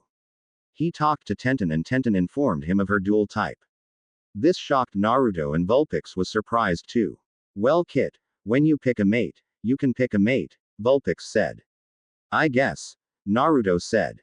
Today Naruto was resting, taking a break from training, and he didn't have to watch Suna at the bridge since the bridge builder gave his workers a day off. That's when he heard a noise. He pulled out a kunai to see what appeared to be a girl in a kimono. Again Naruto's hormones went into overdrive. Another one. Boy, this kid works fast, Vulpix thought. Oh, I am sorry, I didn't think anyone would be here, the girl said. That's all right. What are you doing here? Naruto asked. I'm picking herbs. A friend of mine is hurt, the girl said, holding up the basket she was carrying. Can I help you? Naruto offered. Sure, the girl said. Great, my name is Naruto, Naruto said with a smile. My name is Haku, the girl said, returning the smile with one of her own. The two worked silently till Haku broke the quiet. Are you a ninja? She asked. I am, Naruto said. Why did you become a ninja? Haku asked. Naruto paused and thought long and hard on that answer. Before it was to be noticed, recognized. Now, it was to protect those who were precious to him. Well, he always wanted to protect those close to him even if their number was very little, but it seemed to be growing as of late. I became a ninja to be able to protect my precious people, he said. Haku smiled. That is a good answer, she said. Naruto went to put some herbs he picked into the basket and Haku was doing the same. Their hands touched when they both moved to place some herbs in the basket at the same time. A jolt went through both of them from where they touched. Naruto knew what it was, but it startled Haku greatly. Kid, better get to it. Here's mate number 2, Vulpix thought, watching the whole thing. Naruto sighed and the pocket monster summoning scroll appeared. Sign this please, he said. What is it? Haku asked, still trying to understand the jolt that had gone through her. It's a summoning contract, Naruto said. Haku was hesitant, but signed it. She felt a rush of information hit her and she fell on her butt, grabbing her head as it throbbed slightly. Yeah, that happens, Naruto said. You could have warned me, Haku grumbled. Naruto shrugged and waited for Haku's headache to pass. He then did the hand signs. Summoning jutsu. Vulpix, I choose you. Vulpix appeared in a plume of smoke. Yo, he greeted. Haku felt something well up inside her that she had never felt before. She moved quickly and began hugging the life out of Vulpix. Kawaii. Not, again, pretty, white, light, has, returned, Vulpix gasped out. Haku hugged and squeezed Vulpix as she twisted her body back and forth, nuzzling Vulpix's soft fur with her face. She was humming with happiness. Now why didn't I think of that? Tenten said as she saw the whole thing from Naruto's mind. It was found that both Naruto could open his mind enough for Tenten to see what he sees, and the same for Tenten. They rarely use this since it gave them a headache, since it was odd seeing from another's point of view. But it helped too, since it could be hard to explain some things. Naruto's sweat dropped at seeing the sight. Soon Haku let Vulpix go and he was on the ground sucking as much air as he could while Haku looked embarrassed for her behavior. Sweet mistress of air, I've returned to inhale your sweet, sweet nectar, Vulpix said, lying on the ground. When Vulpix recovered, they told Haku everything and how Naruto already had one mate and she'd be joining her and most likely more to come in the future. Naruto wasn't pleased about the more part. Haku was shocked hearing this all. What also happened was Alakazam created a link to connect her mind with Naruto and Tenten's minds. Naruto's mindscape. The three were now in Naruto's mind since it was the central hub. Vulpix was there, but let the three get to know each other. Hey, great to have you. My name is Tenten, Tenten greeted. Hi, I'm Haku, Haku said nervously. Haku, Alakazam read your mind and knows that you work with Zabuza. He also thinks he has a plan that could save you and Zabuza, Naruto said. Haku gulped. Since becoming one of Naruto's mates, her brain changed. No longer she thought of herself as Zabuza's tool, but she wasn't sure who she was now. That she'd have to find out for herself. So what's the plan? Tenten asked curiously. Naruto explained the plan and the two girls liked it. After that they traded stories of their upbringing and stuff. Thankfully whatever took place in Naruto's mind was only seconds in the real world. So they all got to know each other very well without a time constraint. They found that they were all orphans at one point or another. This connected them together. Naruto and Haku shared much of the same history with each other, with being alone and such. They bonded over that. Tenten was happy to have a girl who was serious about being a kunoichi, since none of the other girls Tenten knew was like that. Haku was glad to be around another girl since she was used to being around Zabuza mostly. So this was a nice change. After a while they all said their goodbyes, knowing they were only a thought away from each other. Back outside. Okay. I think the next thing we need to do is know what type of summoner you'll be, Naruto said. Vulpix was out again too and awaiting with Naruto to see what Haku's type would be.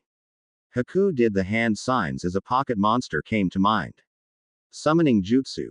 Dugong, I choose you. A plume of smoke arose and then a seal-like creature emerged. It yawned, then looked around. Ah Pix, it's great to see you, she said. Hey Du. Good to see you too. I'd like you to meet Haku, one of Naruto's mates, she's the one that summoned you, Vulpix said. Dugong looked at Haku intensely and Haku felt Dugong was looking into her very soul. Then Dugong pulled back. I see. Well, I am Dugong and all water and ice pocket monsters shall come to your aid when you call, Dugong said, then disappeared. Haku was shocked, but pleased. So, you've got a mate who can use steel and ground and now one who can use water and ice. Your mates are going to be strong, Vulpix said. Naruto just nodded. Scene break. Naruto arrived back at Tazuna's house in time for dinner. He nodded to his team, then sat down and began eating. Why do you all fight? You're just going to die in the end. Everyone dies when they go up against Gato. Inari shouted. Team 7 looked up. Sasuke glared at Inari like he was a small pest or fly. Sakura looked shocked hearing this. Kakashi sighed and shook his head. Naruto wanted to rage, but Tenten and Haku was calming him down. We're Shinobi, kid. We risk our lives each time we go out of our village. We're used to seeing death and know the real possibility of dying. We aren't cowards, Naruto said seriously. But why fight? Nothing will ever change, what's the point? Inari asked. Team 7 already knew about the boy's life and everything. They felt sorry for the boy. Well, Sakura and Kakashi did. Sasuke just brooded it on with his emo cloud rumbling every now and then. Naruto felt for Inari, but wasn't sorry for him at all. He knew others had it worse than Inari. You wouldn't understand. You all live sheltered lives in your village. You don't understand what we've been through. Inari shouted. The air in the room chilled down till you could see your breath. Tenten and Haku had been doing their best to keep Naruto calm, but this broke the camel's back. Naruto glared harshly at Inari, which made the boy freeze and nearly wet himself. I don't know hardship. Huh. Funny, since my whole life has been one big hell since I was born, really. I grew up with no parents. I was kicked out of the orphanage. I lived on the streets only eating what scraps I could find. When I did get a place to live, it was so run down that it shouldn't be livable. Even then I had not much to live on. I was shunned, spat on, given dirty looks, beaten up by mobs of people. I had no friends since their parents kept them away from me. I was utterly and totally alone. But I never whined, never complained about it, since I knew that that wouldn't get me anywhere. So boo-hoo for you, but tough shit. There are others who have had it worse than you, Naruto said in a cold voice, then left the table. The air in the room turned back to normal as soon as Naruto left. Everyone at the table was shocked hearing Naruto's words. Kakashi-sensei, was Naruto's life like that? Sakura asked in a small voice. Kakashi sighed as he closed his eye. Yes, it was, Sakura. Worse than what Naruto had said it was, he said as he remembered all the times he watched over the blonde when he was younger. The silence reigned through the rest of the meal. Scene break. Naruto was letting out his rage as he performed attack after attack. When he was done, the entire around his was decimated. He laid on the ground and fell asleep. Scene break. The time had come. Haku alerted Naruto of the Zabuza's plan and Naruto got ready. Team 7 left Tizuna's house, though Naruto left a few pocket monsters to watch the place just in case. When Team 7 arrived on the bridge, they found bridge workers on the ground. Sakura squealed in terror, which got on everyone's nerves. Naruto went over and checked one of the workers. They aren't dead, he said. This calmed Tizuna a lot. Soon mist came rolling in. Showtime, Naruto said. Well, Kakashi and his brats are here, Zabuza called out. It seems you're here too, Zabuza, and your partner also, Kakashi said. By Zabuza's side was Haku with her Hunter Nin mask on. Remember, Haku, follow the plan and everything should all right, Naruto said. Yes, Naruto, Haku said. Soon it began with Zabuza creating water clones and Sasuke leapt in to take them all out. Sakura squealed with joy watching her Sasuke fight. Kakashi and Zabuza dashed towards one another and began fighting. The plan was Naruto taking on Haku, but Sasuke in all of his emo glory rushed in and began attacking Haku. Why face that loser when you can face me, and Uchiha, the arrogant Sasuke said. Haku paused. Is he serious? She asked. Yes, sadly he is, Naruto sighed. Haku trapped Sasuke into her demonic ice mirrors created from the leftover water on the ground and took the emo down easily by hurling Senbon needles without mercy till there was an emo pincushion. Then her final strike was throwing her last needles into Sasuke's neck like she had with Zabuza before. Her mirrors then disappeared. She had told Naruto what she was doing beforehand and Naruto agreed with her. Best to get rid of the nuisance before it could be a real problem. He was too easy to defeat. Arrogance was his downfall, Haku said, sticking to her character. Well, since Sasuke couldn't do a thing, then it's up to me, Naruto said. What can a loser like you do when my precious Sasuke could do nothing? Sakura wailed. Haku threw some Senbon needles hitting Sakura in the neck and she collapsed in a heap. This freaked out Tizuna since his guard was down for the count. Haku eased the bridge builder's nerves a little. I only did that to shut her up. Her banshee shrieking was getting on my nerves, she said. Tizuna nodded in total agreement with that and even thanked Haku for shutting Sakura up. Shall we get started, Naruto? Haku asked. Yeah, we should, Haku, Naruto said with a nod. Scene break. Meanwhile, Kakashi and Zabuza were clashing over and over again, kunai against Zanbato. Admit it, Kakashi, you're no match for me, and those little genin of yours are out of their league when facing Haku, Zabuza said. I wouldn't count on that Zabuza. Sasuke is the last of the Uchiha clan. Sakura is the top kunoichi of her class and Naruto is our wild card, Kakashi said. They kept going till Kakashi was about to run Zabuza through with a ball of pure lightning.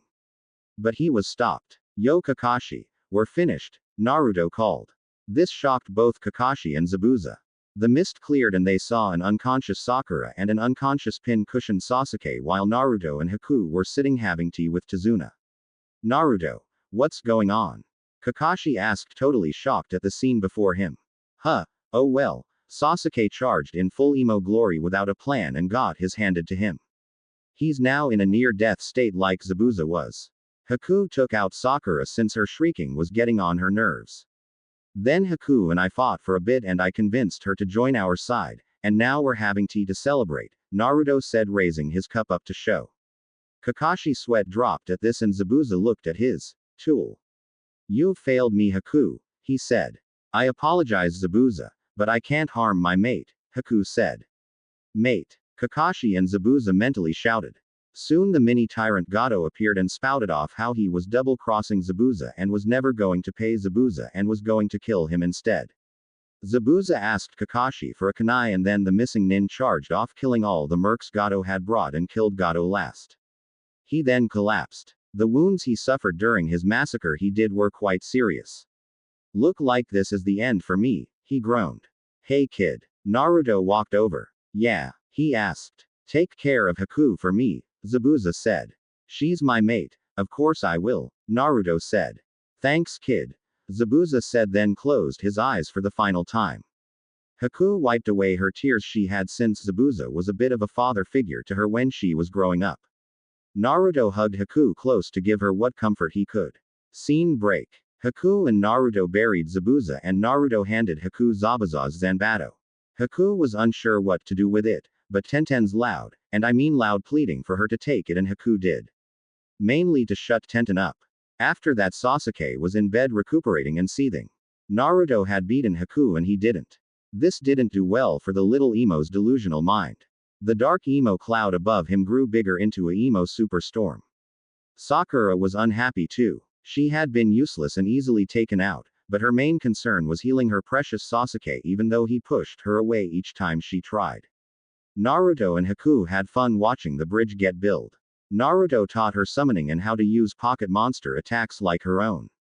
She was pleased to add new attacks to her repertoire. Since she didn't know much about her bloodline at all.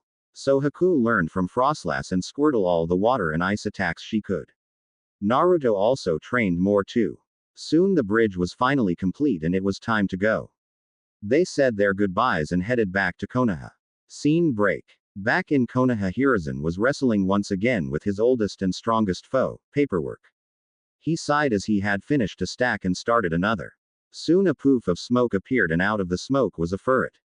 Hey, Naruto sent me to give you this, the ferret said, dropping the scroll then disappearing. Hiruzen took the scroll and opened it. Hey old man, I just want to let you know while in wave I got another mate. Her name is Haku and she has a bloodline where it fuses water and wind to make ice, I think it's called Hyoten. We need a plan to make sure Haku isn't taken and used as breeding stock. Talk to Alakazam to come up with something that's airtight. Use anything you can to protect Haku, she's precious to me and I won't have her harmed at all. Oh, and add Tenten to the list too since she is also one of my mates too. If you need more information about this, talk to Alakazam. See ya soon. Naruto. Pocket Monster Master. Hiruzen sighed and rubbed the bridge of his nose. He knew this was going to a hell of a lot of trouble. He was definitely too old for this shit. Alakazam, he said. Alakazam appeared out of thin air. You called me Hokage? The psychic pocket monster asked.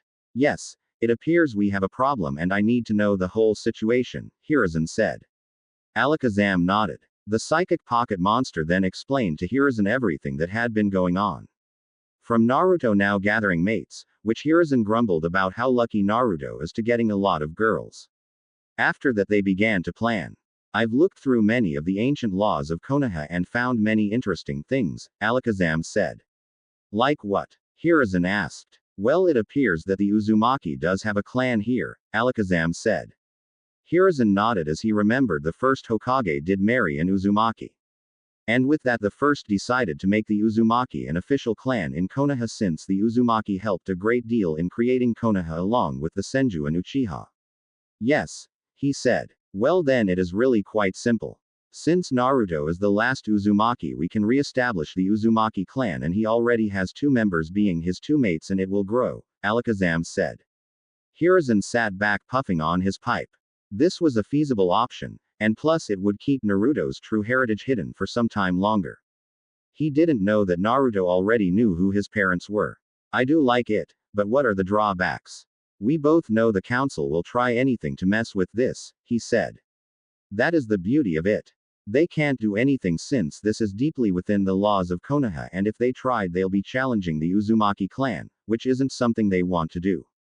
Mainly because it's their seals that help protect the village from attacks and if the council tries to fight this then the Uzumaki clan have the right to remove their seals from all things as well the Uzumaki swirl that adorns all shinobi items. Konoha will lose the support one of the founding clans. Plus I have looked and found the Hyuga and Inuzuka clans have alliances with the Uzumaki clan. And if the council tries anything then they'd have the Hyuga and Inuzuka clans to deal with too, Alakazam said.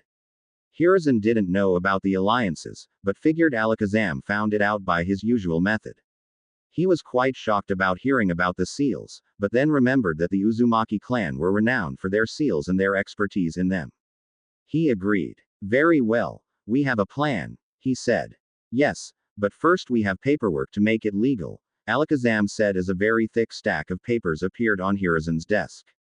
Hiruzen began to weep, which caused the psychic pocket monster to sweat drop as he watched the most powerful man in the village cry and throw a childish tantrum about more paperwork. Why doesn't he just use a shadow clone? Alakazam thought idly. Scene break. All of Team 7 and Haku were resting since they had finished in Wave and were on their way back to Konoha. Naruto sensed Alakazam and begged off claiming he needed to go to the bathroom. Once alone Alakazam appeared. We have a plan. Just sign these and it will be ready to be put in motion, the psychic pocket monster said. Naruto nodded and signed the papers and Alakazam took them and teleported away. Naruto walked back to the others. He sat by Haku and hugged her tight. We have a plan, don't worry, he whispered in her ear. Haku smiled as she snuggled into Naruto's embrace. Sasuke glared at the two. He was angry and wanted to rematch to prove the last was just a fluke. Sakura was pouting since her beloved Sasuke wasn't paying any attention to her while Kakashi was curious to what was going on. He knew something was coming, but unsure what it was. Team 7 and Haku made it to the gates and the ever-present gate guards, Azumo and Katetsu, stood at attention. Team 7 reporting in, Kakashi said. Go on through. Oh hey, Naruto. The Hokage wants to see you and the girl with you, Azumo said. Great. We'll get going, Naruto said then teleported with Haku following him. Sasuke glared at where Naruto had stood. He will have that power. Scene break. Naruto and Haku appeared in Hiruzen's office and found Tenten waiting for them. Tenten got up and hugged Naruto and then hugged Haku as well. Nice to have you back Naruto, and great to finally meet you in person Haku, Tenten said. Nice to see you too Tenten, Haku said. Yeah, it's great seeing you Tenten, Naruto said. A clearing throat caught their attention. Hiruzen sat there looking at the scene with a light smile. He was happy Naruto had those precious to him. Now that you've greeted one another I believe there's business needed to take care of, he said. The three sat down and Hiruzen tossed Haku a headband. Congratulations, you are a shinobi of Konoha, he said. But how? Haku asked. I talked with Alakazam and he told me what I needed to know. You are not a registered shinobi anywhere. Plus I believe you'd wished to join and help Naruto and Tenten, Hiruzen said. Haku nodded and she put the headband on. Now on to other business. Has Alakazam told you the plan? Hiruzen asked. He has and I think it's the way to go. Has he told you too? Naruto asked looking at Tenten and Haku. I'm fine with it. I've been meaning to move out for some time, but just never had the money to do so, Tenten said. Since I am new here I don't have a place to live so I am happy with what will happen, Haku said. Good, now we expect trouble from the council for this move, but Alakazam has assured me that there's no way the council can block or take it down without severe consequences to themselves, Hiruzen said. Yeah, losing all the protection around the village that the Uzumaki clan had provided with seals, not to mention the removal of the Uzumaki swirl that practically every shinobi item is branded with, Tenten said. Hiruzen nodded. That's not even counting the alliance either, he thought. So, can we go to our new home? Naruto asked. Hiruzen pulled out some keys and handed them to Naruto. Before they left, they also signed some papers stating Haku and Tenten have joined the Uzumaki clan. So Tenten will now be Tenten Uzumaki and Haku will now be Haku Uzumaki. Tenten also updated her shinobi license as well with her new name. Tenten and Haku teleported away with Naruto staying since he and his team still needed to report to the Hokage about the mission in Wave. Scene break. Naruto and his two mates followed the directions Hiruzen gave them and soon they went into the woods and found the Uzumaki compound. They stared in awe. It was hidden in a part of a forest area with a lovely waterfall and pools. Wow, Tenten exclaimed. Yeah, wow, Haku said. Come on, let's check out the inside, Naruto said. He opened the door and was amazed. The inside was just as amazing as the outside. There was nice entryway where they were standing which led into the living room. There was huge library full of books and scrolls on Fuinjutsu as well as many books and scrolls on several other jutsus too. There was more than enough space for them all with other rooms too. They explored the entire house before picking rooms. Naruto got the master bedroom with Tenten and Haku getting rooms closest to his. This place is amazing. I've never seen something so big. Not even the Hyuga compound is this big, Tenten said. It's nice, but a bit big for all of us, Naruto said. Well Kit, you'll never know when you'll need the extra room, Vulpix said in perverted tone. Naruto ignored this. Come on, I need to pack up my stuff, Tenten said. I need to do the same, Naruto said. I'll come with you Naruto, Haku said. They all agreed and decided to meet back here after they were done packing. With the help of shadow clones by Naruto they got everything moved in quite fast and set up too. Scene break. It didn't take long for Naruto to be standing in front of the council. Haku was by his side and Tenten in the gallery. Boy, do you know why you're here? A civilian council member asked. Naruto ignored the question looking at the Hokage. Answer me boy or face the consequences, the council member seethed. I don't answer to you. I am Shinobi of Konoha and I only obey the Hokage, Naruto said calmly. This caused outrage and all the civilian council started to scream and shout at Naruto for being disrespectful and he should be punished severely, most of them going to for execution. The shinobi side were now very interested and curious as to what was going to happen. Even Shikaku Nara, who usually half slept through most of these meetings, was wide awake since he sensed something exciting going to happen. None of the shinobi hated Naruto at all. A few clans actually liked the lad very much and had tried to help him as much as they possibly could. Silence. The shout and the output of Ki from the Hokage quieted down the civilian side. Genin Uzumaki is right. He doesn't have to answer you since he's one of my shinobi, Hiruzen said. This caused grumbles from the civilian side. Now to why we're here, Hiruzen said. Yes, we've learned that this girl here, a civilian council member said pointing at Haku, has the Hyoden bloodline and she must be put into a program to ensure her bloodline doesn't disappear. The shinobi side knew what that meant and growled. They wanted to use this poor girl to breed. They could understand that the Hyoden bloodline was important due to the bloodline purge going on in Kiri and she was most likely the last of her clan. But the thought of turning a young girl into a baby machine sickened them. They had seen too many things like that in their time in the field to ever think about doing that in their own village. They wanted the bloodline in their village, but not like that. Most of them had children and would never wish that on a child. Better yet, she is to given to Sasuke Uchiha. Their children would be very powerful, a pink-haired council member shrieked. The shinobi side flinched hearing the shrill voice. Hiruzen stroked his beard in mock thought. Yes, I can see that. But if you've not seen that she is wearing a Konoha headband that makes her one of my shinobi and I will not do that to one of my own, Hiruzen said. But she must, the CRA, a council member said. Given that Haku's clan isn't part of Konoha that rule doesn't apply. You really need to read the laws better, Naruto said. Silence demon, a council member shouted. A kunai flew and struck the council member in the neck, killing him. This caused outrage on the civilian side, demanding Naruto to be executed for killing a council member. You forget, civilian council, that the Hokage's law about me is still in effect, and since the now deceased council member broke the law, I was within the law to kill him, Naruto said. This stunned the civilian side, and the shinobi side just nodded. Naruto was right. The law was on his side. Anbu, take the body away, Hiruzen said. An Anbu appeared, grabbed the body, and disappeared. Now that's over with. Like Naruto had said, Haku's clan isn't a part of Konoha, so our laws don't apply to her, Hiruzen said. But she's a shinobi of this village, that makes her a resident of Konoha. She is bound by our laws now. She must be put in CRA, a civilian council member said. Hiruzen and Naruto shared a look and smirked. Shikaku could sense a trap coming on and chuckled lowly at how well played this was. Inoichi and Shuza, who were sitting by their best friend, looked at him. Watch for the fireworks, Shikaku said to his friends.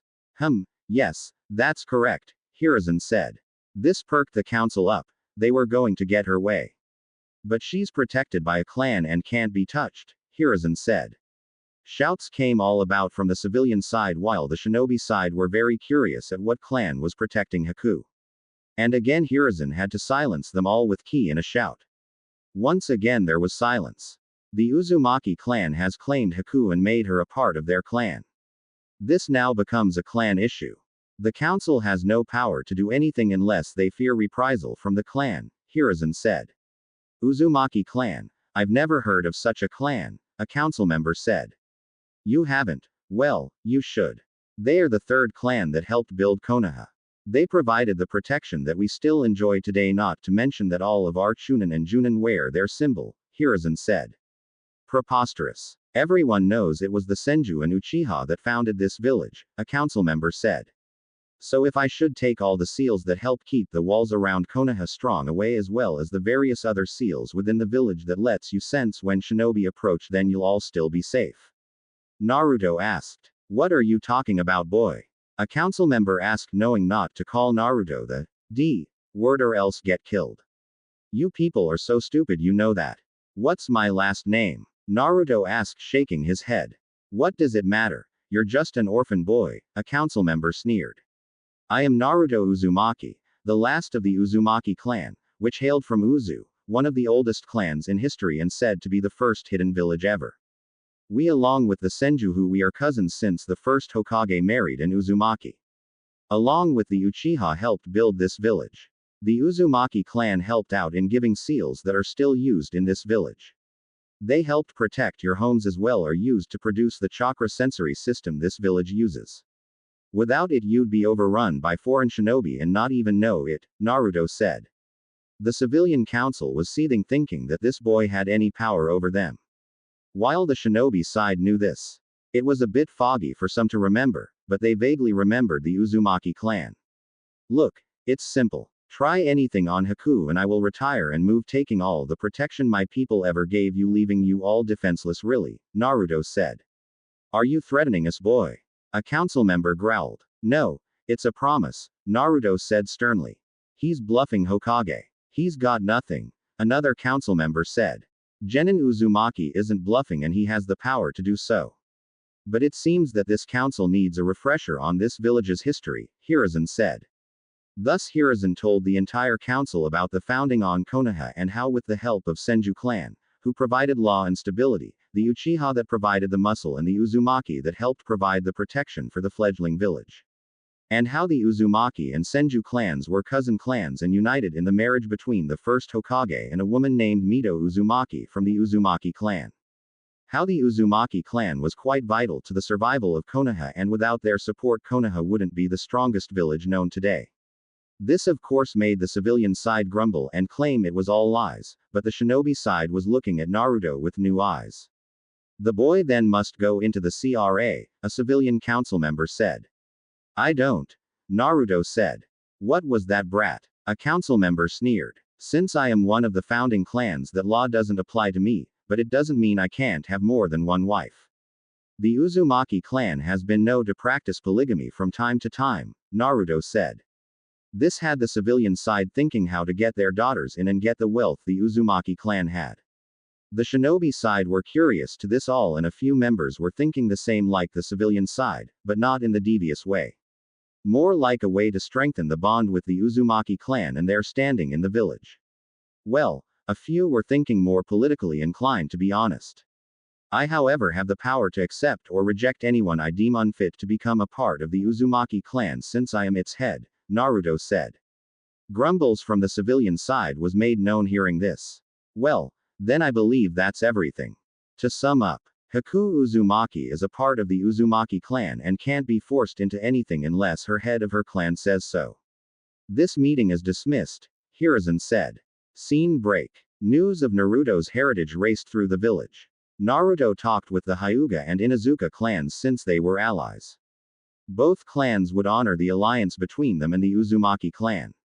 Also, when this was going on, Alakazam took all the knowledge of Fuinjutsu he had and shoved it all into Naruto's head. Normally Alakazam would teach him, but thought the cram method would work well this time since there was so much of it. Again, Naruto got a major headache due to the information he was getting, but he survived. It just took a while for his headache to subside. Naruto became a seal master overnight, it seemed. He updated and upgraded all the seals around the compound and began working on new seals in joyous fashion. Plus, he enjoyed working on the jutsu that made his father famous. Though Naruto knew it, he still hadn't learned the intricacies of the jutsu, and that wasn't something you learned from your gained knowledge, but by studying the seals themselves. When Tenten revealed her new name, her team was surprised. Then her sensei and his carbon copy began spouting things about how youthful it was and other psychotic nonsense. Naruto was still confused about what this youth thing was and hoped it wasn't contagious. Haku agreed, and after seeing Tenten's sensei and the mini-me, she was scared. No one should have eyebrows like that, she claimed. Haku had gotten a position at the hospital as well placed as a Chunin since she was quite skilled, too skilled to be considered a genin in the Hokage's opinion. He did test her to see if Haku was actually Chunin level. Several Junin watched this, and in the end Haku was made Chunin. She didn't revealing of her pocket monster moves during the test since she wanted to keep those a secret still. Then three also trained together in the pocket monster attacks, getting better and better each day. Haku was becoming quite skilled and she loved what she could do with these new attacks on both the water and ice side. Tenten was very far advanced, but Naruto was still ahead of both of them, though he had a jump start. He did help them out whenever they needed it. After that, not much had changed really. Naruto appeared doing missions once back on duty. Sasuke would glare at Naruto trying to belittle him. But Naruto never raised to the bait.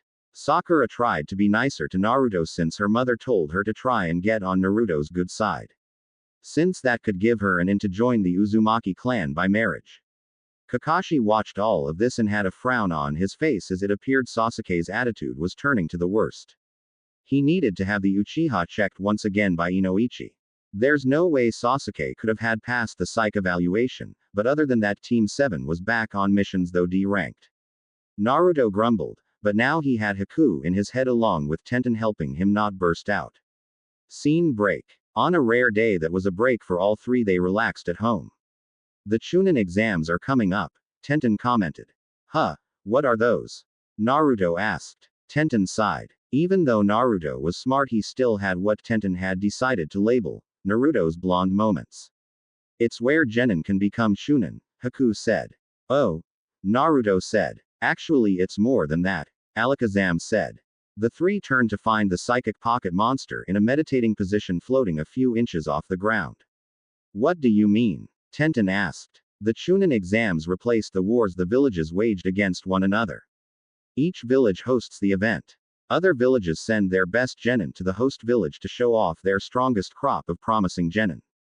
There are 3 parts of the exam and they are all meant to see if you have what it takes to become a Chunin, Alakazam said. So basically the Chunin exam is for bragging rights and to show off your most promising shinobi, Haku said. Precisely, Alakazam said. Anyway, I know Guy Sensei will enter us. He held us back last year since he didn't think we were ready, Tenten said. What about you, Naruto? Do you think your team will be in the exams? Haku asked. Don't know. I think though according to Alakazam we have to show off our best and that means showing off the Uchiha, Naruto said with a frown. I still don't understand it. He hasn't done anything at all. He's just riding on the coattails of what his clan has done, Tenten said, shaking her head. This might be a dumb question, but how can he still be considered a clan when he's the only one? I thought a clan was supposed to made up of several members, not one. Haku asked. This had Naruto and Tenten freeze and they turned to Alakazam. I will look into it, the psychic pocket monster said. Scene break. Naruto was wandering bored one day when he was nearly run down. He luckily jumped aside due to his shinobi skills. He saw 3 blurs rush past followed by a slower pink one. What in the world? He thought. Kit, I think one of those blurs was the banshee of a teammate, Vulpix said. I think you're right, Pix, Naruto said. Better check it out, Naruto said out loud. He dashed off and caught up with the 4. But saw a weird person dressed in a catsuit and wearing makeup holding what looks to be Konohamaru. Naruto recognized the boy and his friends one time he was in the Hokage's office and Konohamaru tried to attack the Hokage. Let me go, Konohamaru said, struggling. Little punk, I'll show you what happens when someone bumps into me, the catsuit wearing person said. Let him go, Konkoro, the blonde-haired girl behind the person named Konkoro said in an annoyed tone. Huh, the Kit's pheromones is going off again. It must be that blonde chick, Vulpix thought. Naruto sighed as he walked over. Oh great, more pests, Konkoro said. You know Suna and Konoha may be allies, but I don't think that will last if you beat up the Hokage's grandson, Naruto said in a bored tone. Konkoro dropped Konohamaru in shock. This made the boy and his friends run and hide behind Naruto. You idiot, you could have caused an international incident, the blonde girl said, whacking Konkoro over the head with the long metal object she had with her. Ow. Damn it, Tamari, that hurt. Konkoro whined as he was now sitting on the ground rubbing the huge bruise he now had. What are you Suna Nin doing here? Where are your papers?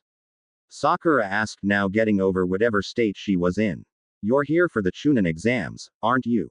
Naruto asked. That's right, cutie, Tamari said, flashing a smile at Naruto. Naruto smiled right back. Soon a swirl of sand appeared. A small red-headed boy appeared. He had dark circles under his eyes and looked emotionless. GG Gaara, Konkoro stuttered. Shut up, Konkoro, or I'll kill you, the redhead said in a monotone voice. Damn, it's Shukaku, Vulpix said. Shukaku? Naruto asked. Yeah, he's a Biju, the one-tailed raccoon to be exact. A tailed demon like me, but unlike me he decided to not change after all this time.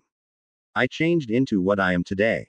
Shukaku didn't get along with the rest of the Biju, Vulpix said. Change? What do you mean change?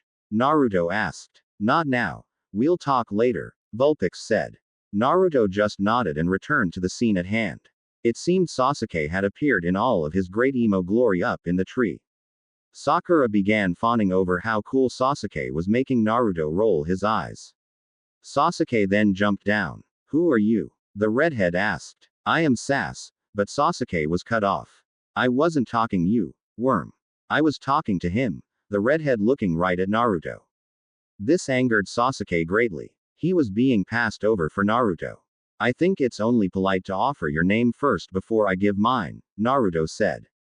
My name is Gaara Sabaku, what is your name? The redhead asked. I am Naruto Uzumaki, and what are the names of your 2 teammates? Naruto asked. They don't matter, Gaara said as he began to walk away. Naruto however wanted to know their names and looked at them both. My name is Tamari and this is my brother Konkoro, Tamari said. It's nice to meet you, Tamari. I hope you enjoy your stay in Konoha, Naruto said politely. Tamari couldn't help but blush slightly at how nice Naruto seemed to be.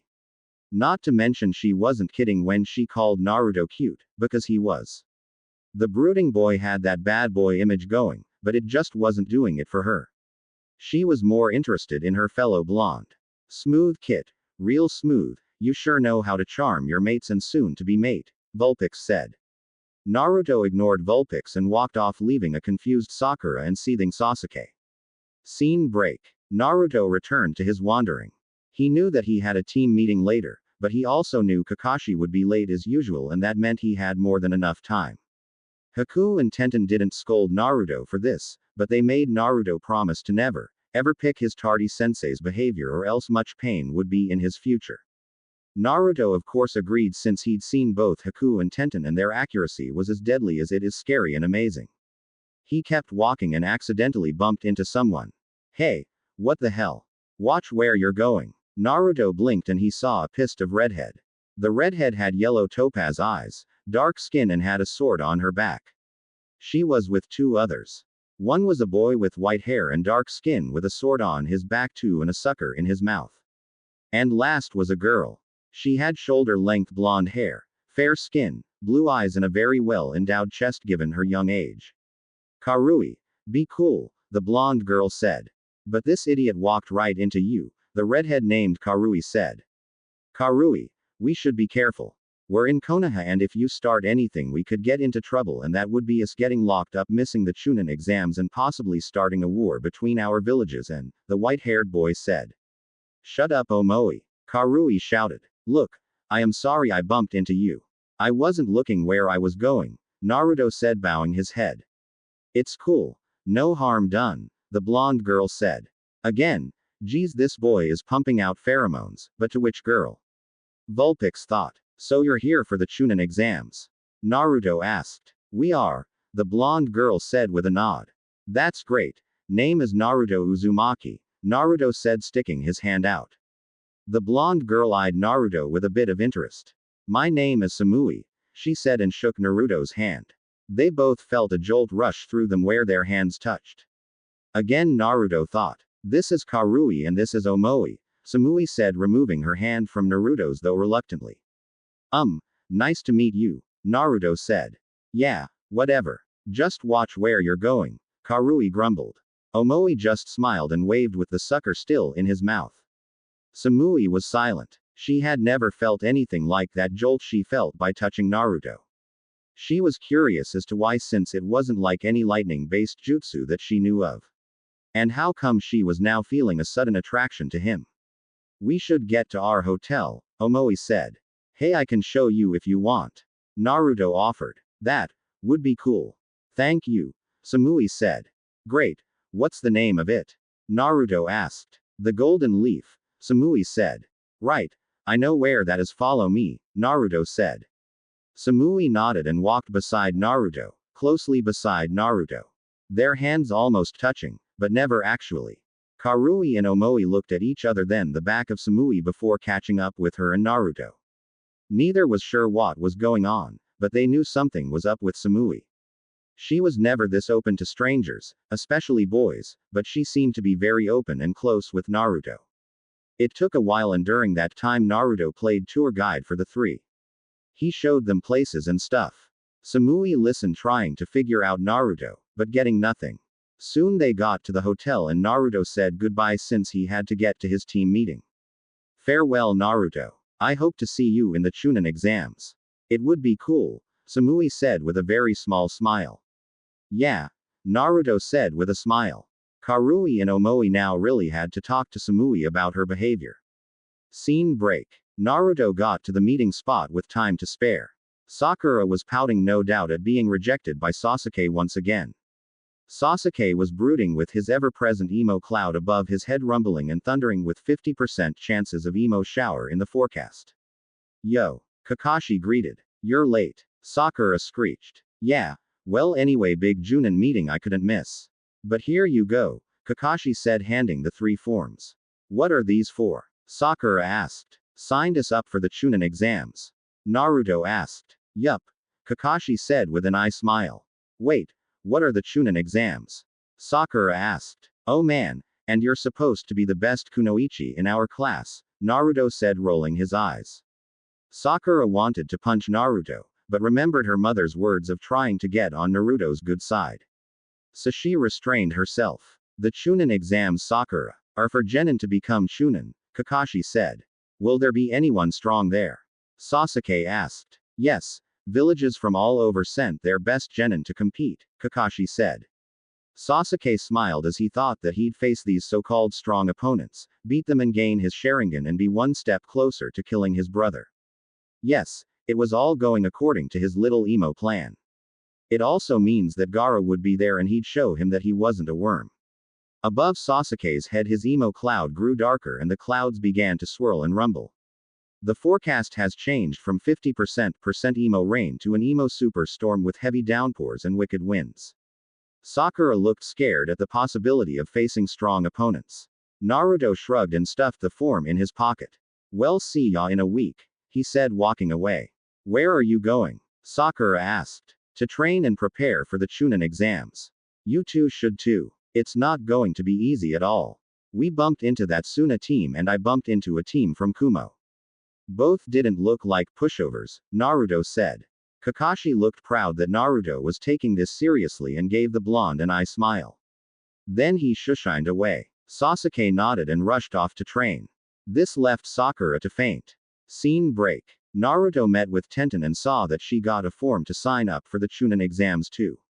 Well, it looks like we should train, Naruto, Tenten said. We should, but we shouldn't train in the same place since we might face one another in the exams, Naruto said. Tenten nodded. The backyard is big enough for the both of you. I'll be home soon and I'll cook a nice meal for you both, Haku said. It was agreed and Naruto and Tenten staked out their claim in the backyard and began training and practicing. They worked on their shinobi skills mostly, but worked on the skills on their pocket monster attacks too. Haku arrived home after her shift in the hospital telling them that she'd be a part of the medic team that will be needed for the Chunin exam. Naruto and Tenten were happy that Haku was getting such a nice position. Haku also made the lovely dinner she had promised and it was needed since Naruto and Tenten both worked some big appetites due to their training. After they ate, Naruto and Tenten got back to training. It was till later that night and Naruto was in bed. He closed his eyes and when he opened them he was in Vulpix's home. It was a small cottage really and inside the place it was nicely furnished with furniture and the like. Naruto had cleaned up his mindscape for the kitsune since it was the least he could do. The blonde looked around and saw Vulpix jamming his paws on something. No, no, no. Darn it. The red kitsune bellowed. Vulpix, you alright? Naruto asked. Huh. Oh hey kit. I'm fine. Just having trouble beating the stupid Elite Four, again, Vulpix said. Okay, Naruto said. Yeah, so what do you need? Vulpix asked after saving his game and then turning it off. Yeah, about what happened today and you telling me about changing your form and stuff, Naruto said. Ah yes, that. Okay. Well, we Bijus live a long time and it comes a time where we get bored. I mean, we live for centuries really unless killed and that's very hard to do, but can happen. So certain Bijus do things to waste time. I know Nibi, who is the two-tailed cat Biju, turns into a woman and lives a mortal life and marries and stuff, plays house really. Then she dies, disappears for a while, then goes to a new place and does the same thing. Shukaku, the Biju you met, well, he's a moody prick, but not like the Uchiha at all. He just doesn't like change. Anyway, I decided to change a long while ago, can't remember when really. I changed into a pocket monster. Though as a Biju I can't totally become a pocket monster, so I'm 99.9% pocket monster with a 0.1% Biju, Vulpix said. Okay, Naruto said as he tried to understand all that he was told. It was kind of confusing to him. Yeah, so anything else? Vulpix asked. Yeah, you said I met one of my mates. I know who one of them is, but who is the other? Naruto asked. Oh yeah, one is the blonde girl that was with Shukaku. She's one of your mates, Vulpix said. Okay. Naruto said. And though you know this, the second is the busty blonde you shook hands with. You've got to ask her if those are real, Vulpix said.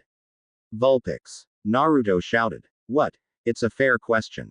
I mean, no girl her age should have a rack like that, not that young anyway, Vulpix said.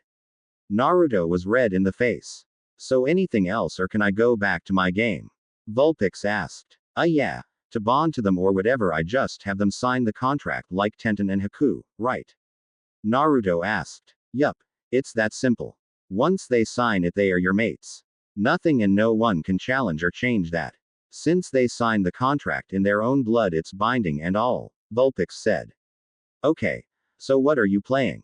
Naruto asked curiously. Oh, it's a game called Pokémon. Odd name I know, right? But it's fun and damn addictive too. I've been playing for 10 straight hours, Vulpix said, being a little wired. How can you play that long without a break of some kind? Naruto asked. Not really sure, but drinking all that Red Bull and Monster Energy drinks help me keep awake for sure, Vulpix said. Naruto then saw the huge mountain of empty cans of what he assumed was Red Bull and Monster. You drank that many? He asked stunned. Yeah, I have, Vulpix said. Naruto shook his head and said good night. Before he fell totally asleep he heard a PSSH sound and then a chugging sound and knew Vulpix was drinking one of those drinks again. Naruto just hoped those drinks won't affect him in any way. He really didn't want to that jazzed up. Scene break.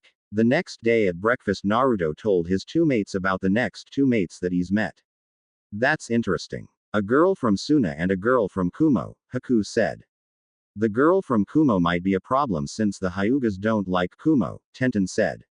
What do you mean? Naruto asked. Tenten explained that she had a teammate named Neji and all about his past and the Hyuga clan's past with Kumo. So this Neji blames Hinata for what happened to his father. Naruto asked. Tenten nodded. The guy has a screw loss or something. Hinata couldn't do a thing. She was just a little girl, Naruto said. I know, but Neji doesn't understand it. Plus he's on this whole fate thing, Tenten said. Naruto and Haku looked confused by this and Tenten showed them some of her memories with Neji going on about fate and stuff. Now that's messed up, Vulpix thought, seeing the memories too. After that they chatted a bit more, then Naruto and Tenten went back out to train some more as Haku left for her shift at the hospital. Naruto walked up to the academy and sighed. He saw his two teammates there waiting for him. Hey guys, he greeted.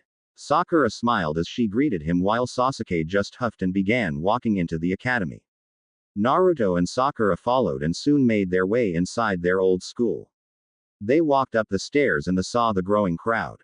Naruto ignored them since he heard Vulpix tell him about the genjutsu between the chugging of energy drinks. Naruto mentally sweat dropped at that. They were making their way past when Sasuke had to call out the genjutsu. Naruto smacked his hand to his face. How stupid can he be? He thought. I know Kit. He's dumber than anyone I've ever met, Vulpix said. He sure is, Haku said. He's also so arrogant too. Man, does he soak in that arrogance crap? Tenten asked. Naruto ignored the crowd and nodded to Tenten and she nodded back. He then headed up the stairs. Hey, where are you going? Sakura screamed. Naruto turned around. Heading up to the right room, coming. He asked as he pointed to the staircase leading to the next and correct floor. Sakura huffed and followed with Sasuke right behind. They were stopped by Lee. Naruto heard Tenten groan in his head, then she appeared using teleport. Lee, what the heck are you doing? She shouted. Yosh, Tenten, you made youthful speed. I've come to challenge Sasuke Uchiha to a fight, Lee said with his usual exuberance. You'll fight me even though you know who I am, Sasuke said smugly. Come on Tenten, let's go. We know that the Uchiha will get his clock cleaned, Naruto said. Tenten sighed, but nodded and followed Naruto up the stairs. They both met Kakashi. Naruto, where are your two teammates? He asked. Sasuke's getting his emo butt walloped by Lee, one of Tenten's teammates, Naruto said. Ah, I see, Kakashi said. Soon they heard wails of horror. Sounds like they just saw Guy and Lee's bonding genjutsu, Tenten said, recognizing the screams right away. I've never seen that, Naruto said. And if you know what's good for you then you pray never to see it, ever, Tenten said, shivering from the memory of first seeing the horrible sight. Naruto wrapped an arm around Tenten to comfort her as Kakashi couldn't help but let out a perverted giggle as he saw the little scene between the two genin. Get your mind out the gutter, Cyclops, Tenten growled. Soon Sasuke and Sakura appeared, trembling and shaking from what they had witnessed. See, you're glad you did see that, or that's what you'd look like afterwards, Tenten said. Naruto just nodded, seeing the state his two teammates were in. Green, spandex, sunset, waves, the horror, Sasuke and Sakura mumbled. Soon they entered the room full of genin. A wave of ki hit them. Naruto shrugged it off. Sakura looked ready to faint and Sasuke tried to glare right back to intimidate right back. It was useless. They were greeted by the other rookie teams. Naruto nodded to them all, and when his eyes moved to Hinata she squeaked and went red. Naruto ignored this, but heard an annoyed sigh from Tenten within his head. He was curious to why Tenten did that. But before he could ask, a genin named Kabuto came over and began shelling out information to the rookie 9. This genin knows way too much. These records aren't even made public. Be careful around him, the psychic pocket monster said. Naruto nodded and knew Tenten got the message too. The proctor came in and started with the orders. Naruto sat in his seat and listened. The first part of the exam was a written test, a freaking written test. Scene break. After the test they were brought to training ground 44, or better known as the Forest of Death, cue the ominous thunder and lightning. The teams that survived the first part were waiting the second. Their proctor was a scantily clad woman in a trench coat that had introduced herself as Anko Midarashi.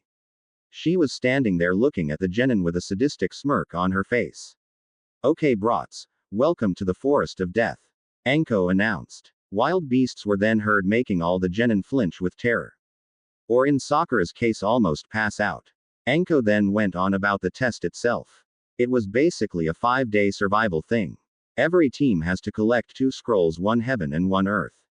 Every team would start with either a heaven or earth scroll and had to find the other. That meant fighting the other teams for the scroll the team needed. What made it harder was that every team wouldn't know what scroll the other team had. So even if your team attacked another team and win, your team might end up getting a double of the scroll your team already have. Anko was about to go into waivers and noticed Naruto was paying any attention to her. It wasn't because he was acting or bored. No, he was listening to Vulpix for info. Anko though didn't like this and hurled a kunai at Naruto. Naruto sensed this and he tilted his head and the kunai missed him. Anko got behind Naruto and pouted. I wanted to taste your blood, she said, then licked Naruto's cheek. They both felt that jolt. Naruto knew what it was, but Anko was confused as hell. But she didn't show it. Soon she got her kunai back from a grass nin and she had the waivers handed out. What are these for? A genin asked. Oh, basically it states that if you die in Konoha won't be held responsible, Anko said casually like she was discussing the weather. This scared more genin. But not Naruto since he was talking with Vulpix. Shit, that woman is one crazy mother. Vulpix, shut your mouth, Tenten said. I do have to agree with Vulpix though. She seems a bit unhinged. Why would Naruto be attracted to her? Haku asked. Don't know. He nor I have any control who becomes his mate, Vulpix said. Well anyway, how should we handle the forest, Naruto? Tenten asked. Simple. I don't attack you and you don't attack me, Naruto said. But what if our teams meet? Tenten asked. We fight, I guess. But not show anything big.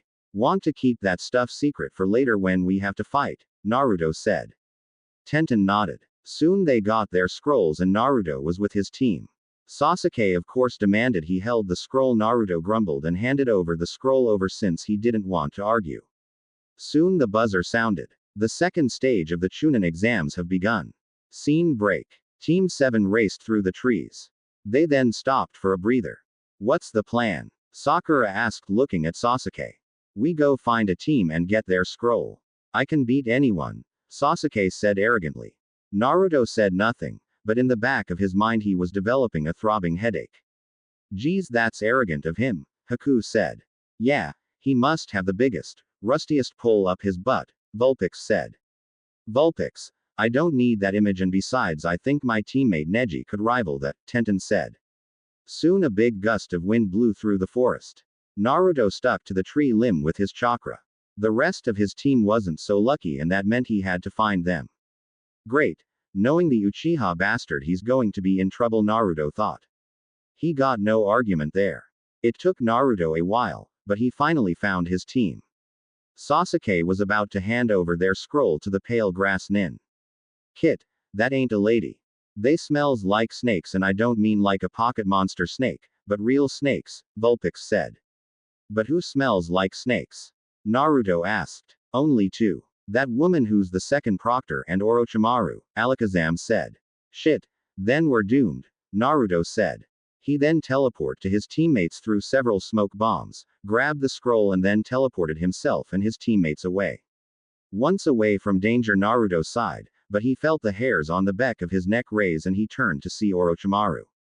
My, aren't you a clever genin, she said. You can stuff the Act 1, know who you are, Orochimaru, Naruto said. Heh, so you saw through my disguise.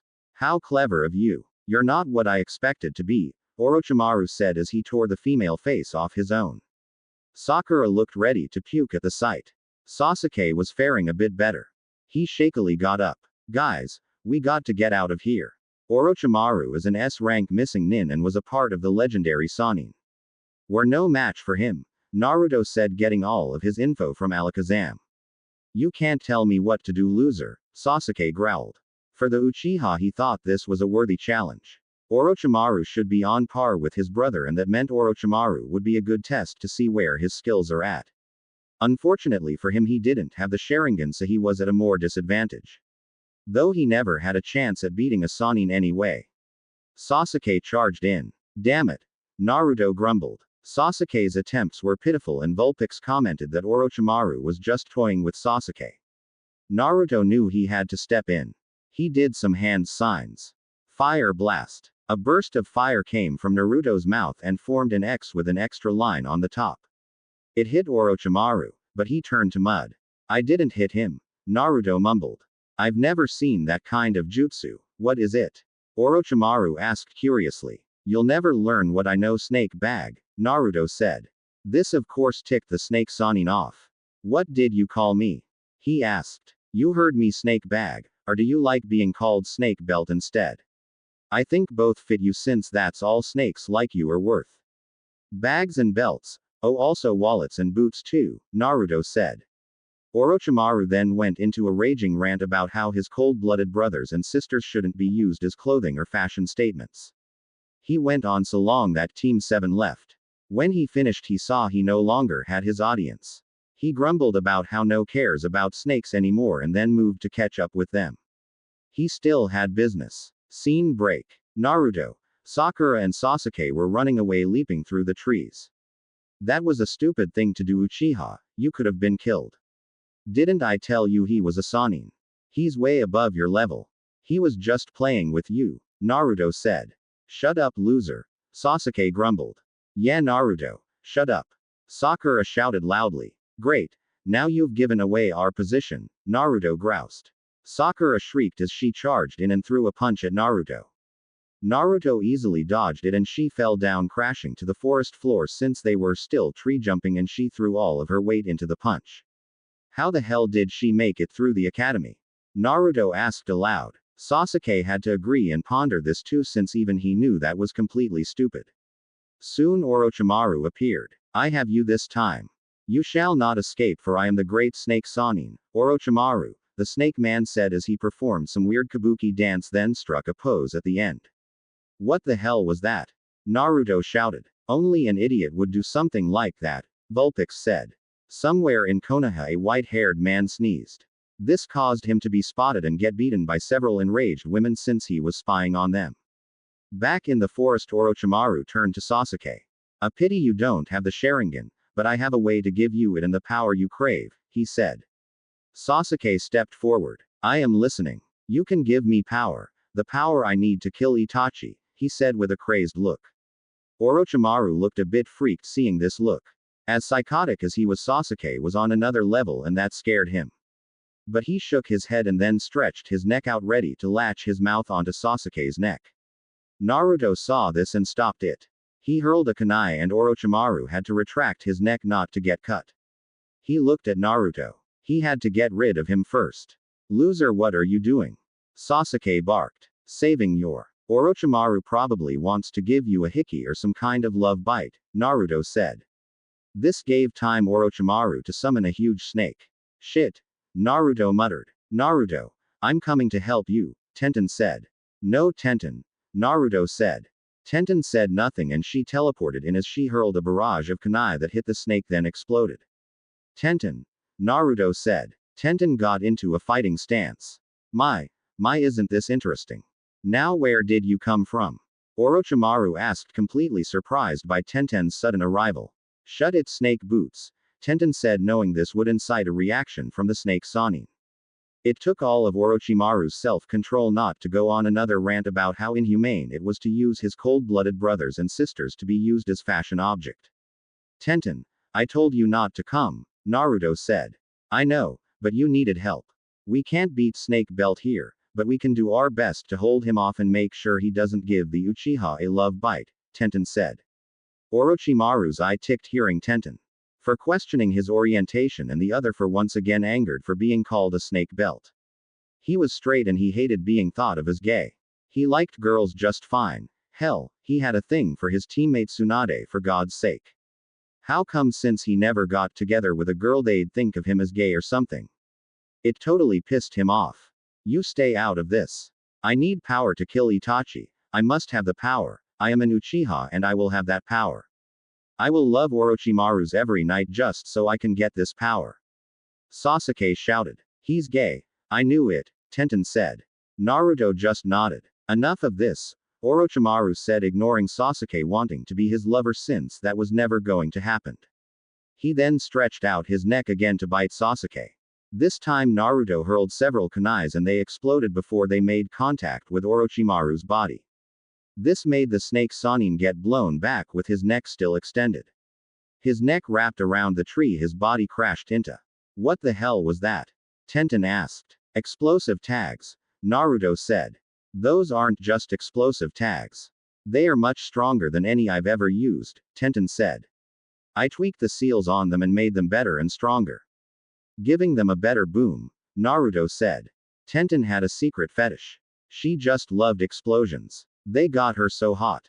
Now she hid this fetish from everyone, even her two mates, since she thought they'd look at her oddly for it. But right now Tenten was getting aroused by Naruto's new and very powerful boom boom tags. She had the urge to ravish her mate right here and now. What happened? Sakura asked as she stumbled out of the bushes. Sasuke was pissed that he was being denied this power that was rightfully his. But before he could do anything, a team of Anbu appeared. We heard explosions. What happened? One of them asked. Naruto told them what happened and the Anbu just nodded. We shall be shadowing you and your team from now on. We won't interfere unless it is needed, the Neko Anbu said. Naruto nodded. Team 7 left with Tenten teleporting back to her team. Scene break. Team 7 arrived at the tower tired, but in hand they had 2 scrolls. The Anbu took care of the sound team that attacked Team 7, then took them away to be interrogated. They opened the scrolls and it summoned Iruka, who told him about the saying on the wall. After that they had a half a day's rest before the end of the 5 days. Naruto lounged about with Tenten. He asked her what happened when she got back to her team. Flashback. Tenten, where were you? Neji asked as Tenten reappeared. Sorry Neji, had something to take care of, Tenten said. Neji narrowed his eyes at Tenten. He knew something was different about Tenten. The fact that was the second time she vanished like that. It wasn't a shunshin that he was aware of, but he didn't know what it was either. This irked him, not knowing, even though he acted like he didn't care. Yosh, such youthful speed Tenten, I must work harder to become that fast, Lee proclaimed. Not now Lee, we must get to the tower, Neji said. Yosh, you are right my rival. We must make youthful speed, Lee said, then bolted. Neji sighed as he rubbed his temples as Tenten ignored it. End flashback. And that's what happened, Tenten said. Huh. Naruto said. Yeah, Neji is getting suspicious though. I'll need to be more careful, Tenten said. I told you not to come, Naruto said. I wasn't about to let you get hurt or killed Naruto when I could do something to stop it, Tenten said. Naruto just sighed. Haku agreed and said she'd have come too if she wasn't so busy at the hospital during the attacks. Naruto knew he was screwed and would never be able to talk his 2 girls out of not helping him when he was in a bind. And he had what appears to be 3 more in line. How was he going to survive that? Scene break. The 5 days were over and the remaining genin stood awaiting for what was going to come next. Naruto saw that the team from Suna were there along with the team from Kumo too. He was curious on how strong his 2 future mates were. Soon Hiruzen appeared and Naruto looked back to the front. Hiruzen began telling all about the exam and how it was created and everything. Naruto knew this all from Alakazam, so he barely listened till it was time for the matches. They'd had a prelims because there were too many competitors, and since Konoha would have many important guests coming, they wanted a tight showing. An electronic board appeared to decide the matches to come. The first match was Sasuke and a Konoha nin from Kabuto's team named Yoroi Akato.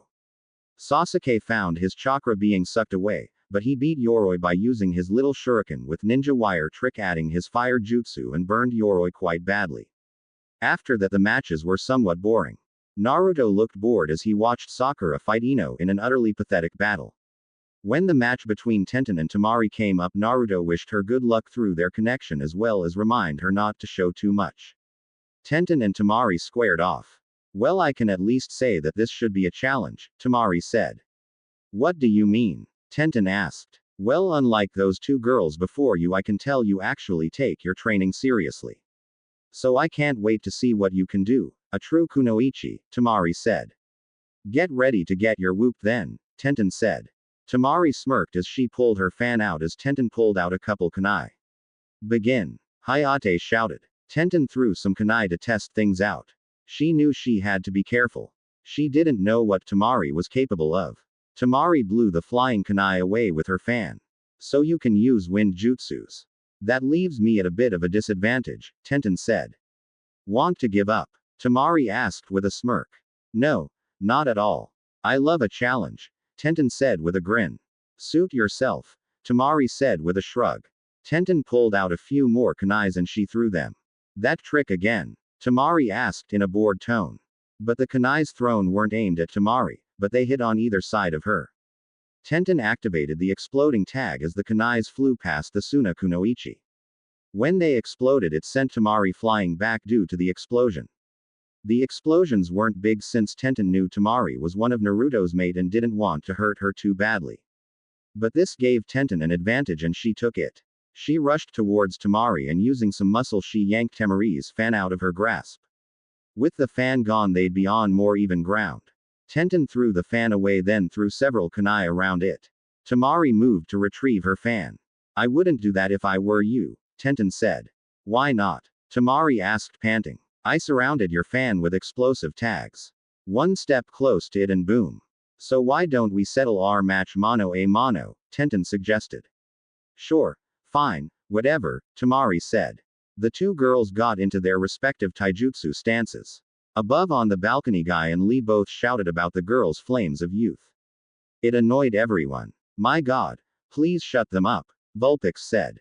Back down below, Tenten and Tamari were fighting it out. Now this wasn't a pathetic match like Sakura and Ino's. No, both girls took their training seriously and it showed. They were like two prime fighters wailing at each other. Tamari would throw a punch and Tenten would block and retaliate. Tamari would block that and fight back. Now that's how kunoichis fight, Naruto said watching. Kakashi had to nod in agreement. The other Chunin watching had to agree with Naruto's sentiment as well. Back on the ground, Tenten and Tamari were panting hard. Both had taken several punches and they were both heavily bruised up. Tenten had a black eye and a broken nose while Tamari had a fat lip, a black eye, and she had a tingling feeling in her right arm from a hit Tenten made that hit right on a nerve. Damn it, Tamari muttered. Getting tired? Tenten asked. Shut up, Tamari said. Then let's end this, Tenten suggested. Let's. Tamari agreed. The two kunoichi clashed once last time, punching and kicking till they jumped apart. Both swayed on their feet till Tamari finally dropped. Tenten grinned, but then dropped too. Naruto dashed down and caught Tenten before she hit the ground. I win, she asked tiredly. You won, Naruto said with a smile. Tenten closed her good eye as a smile graced her beat-up face.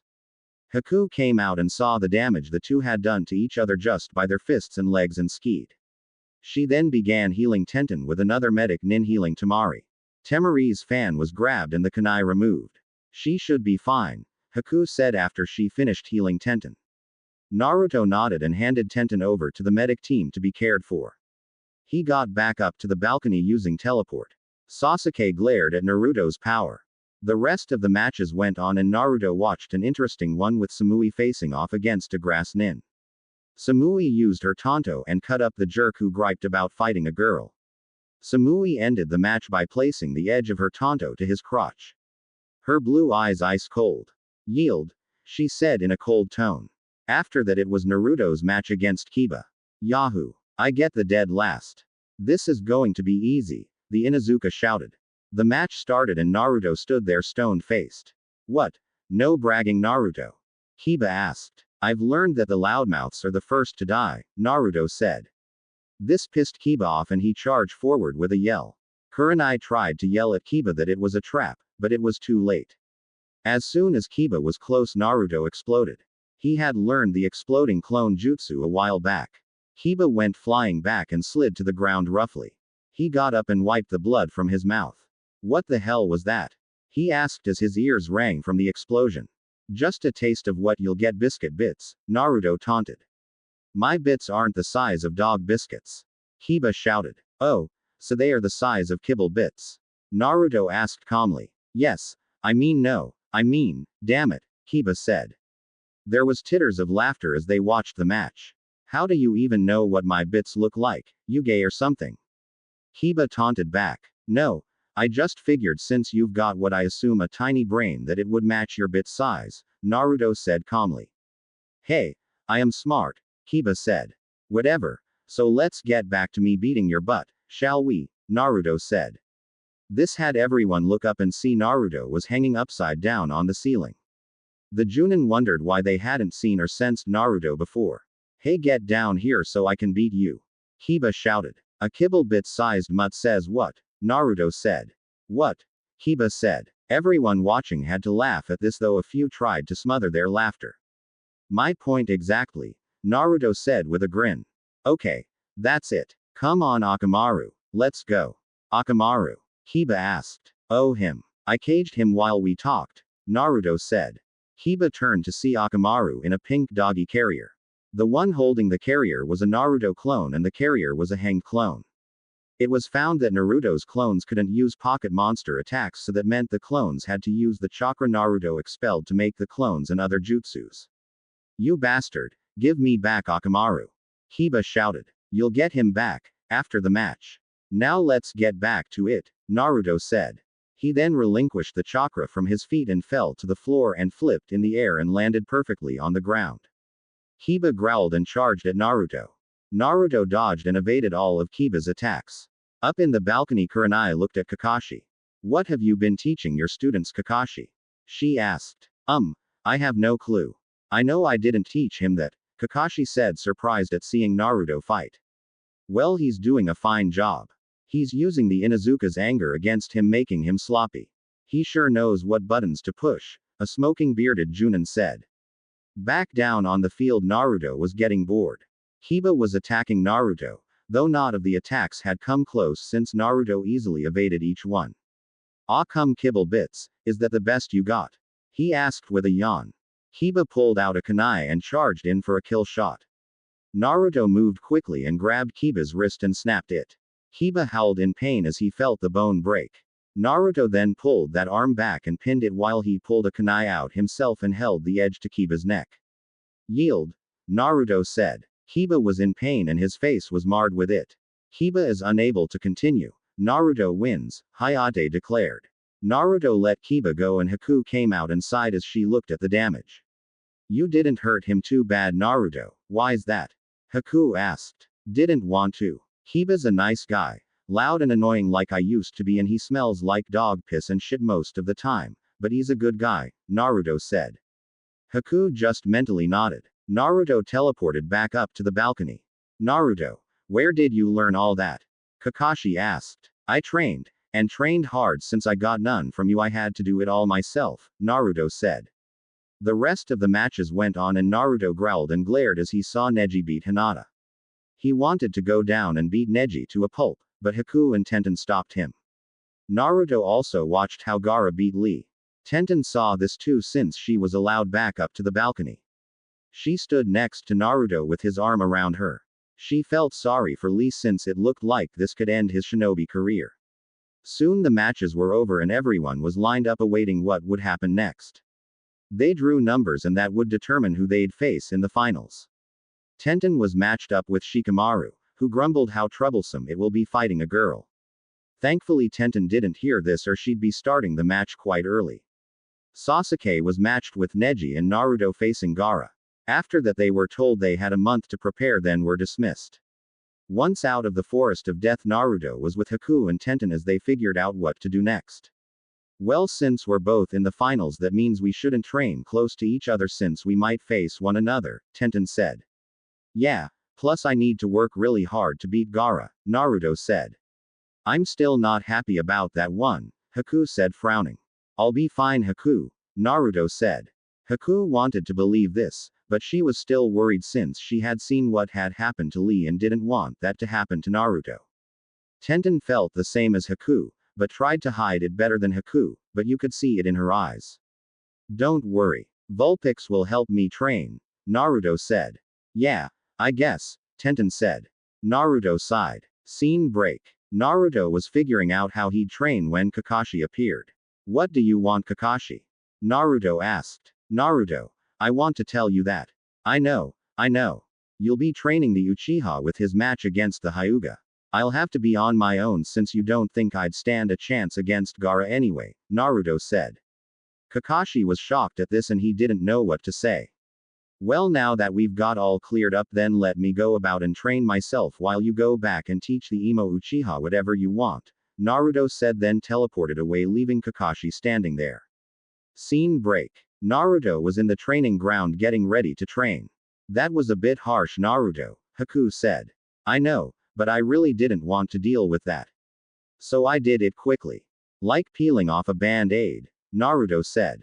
Haku sighed. Naruto got to work with his pocket monsters as well as working on his shinobi skills. Vulpix was a great help in providing Naruto info on Shukaku.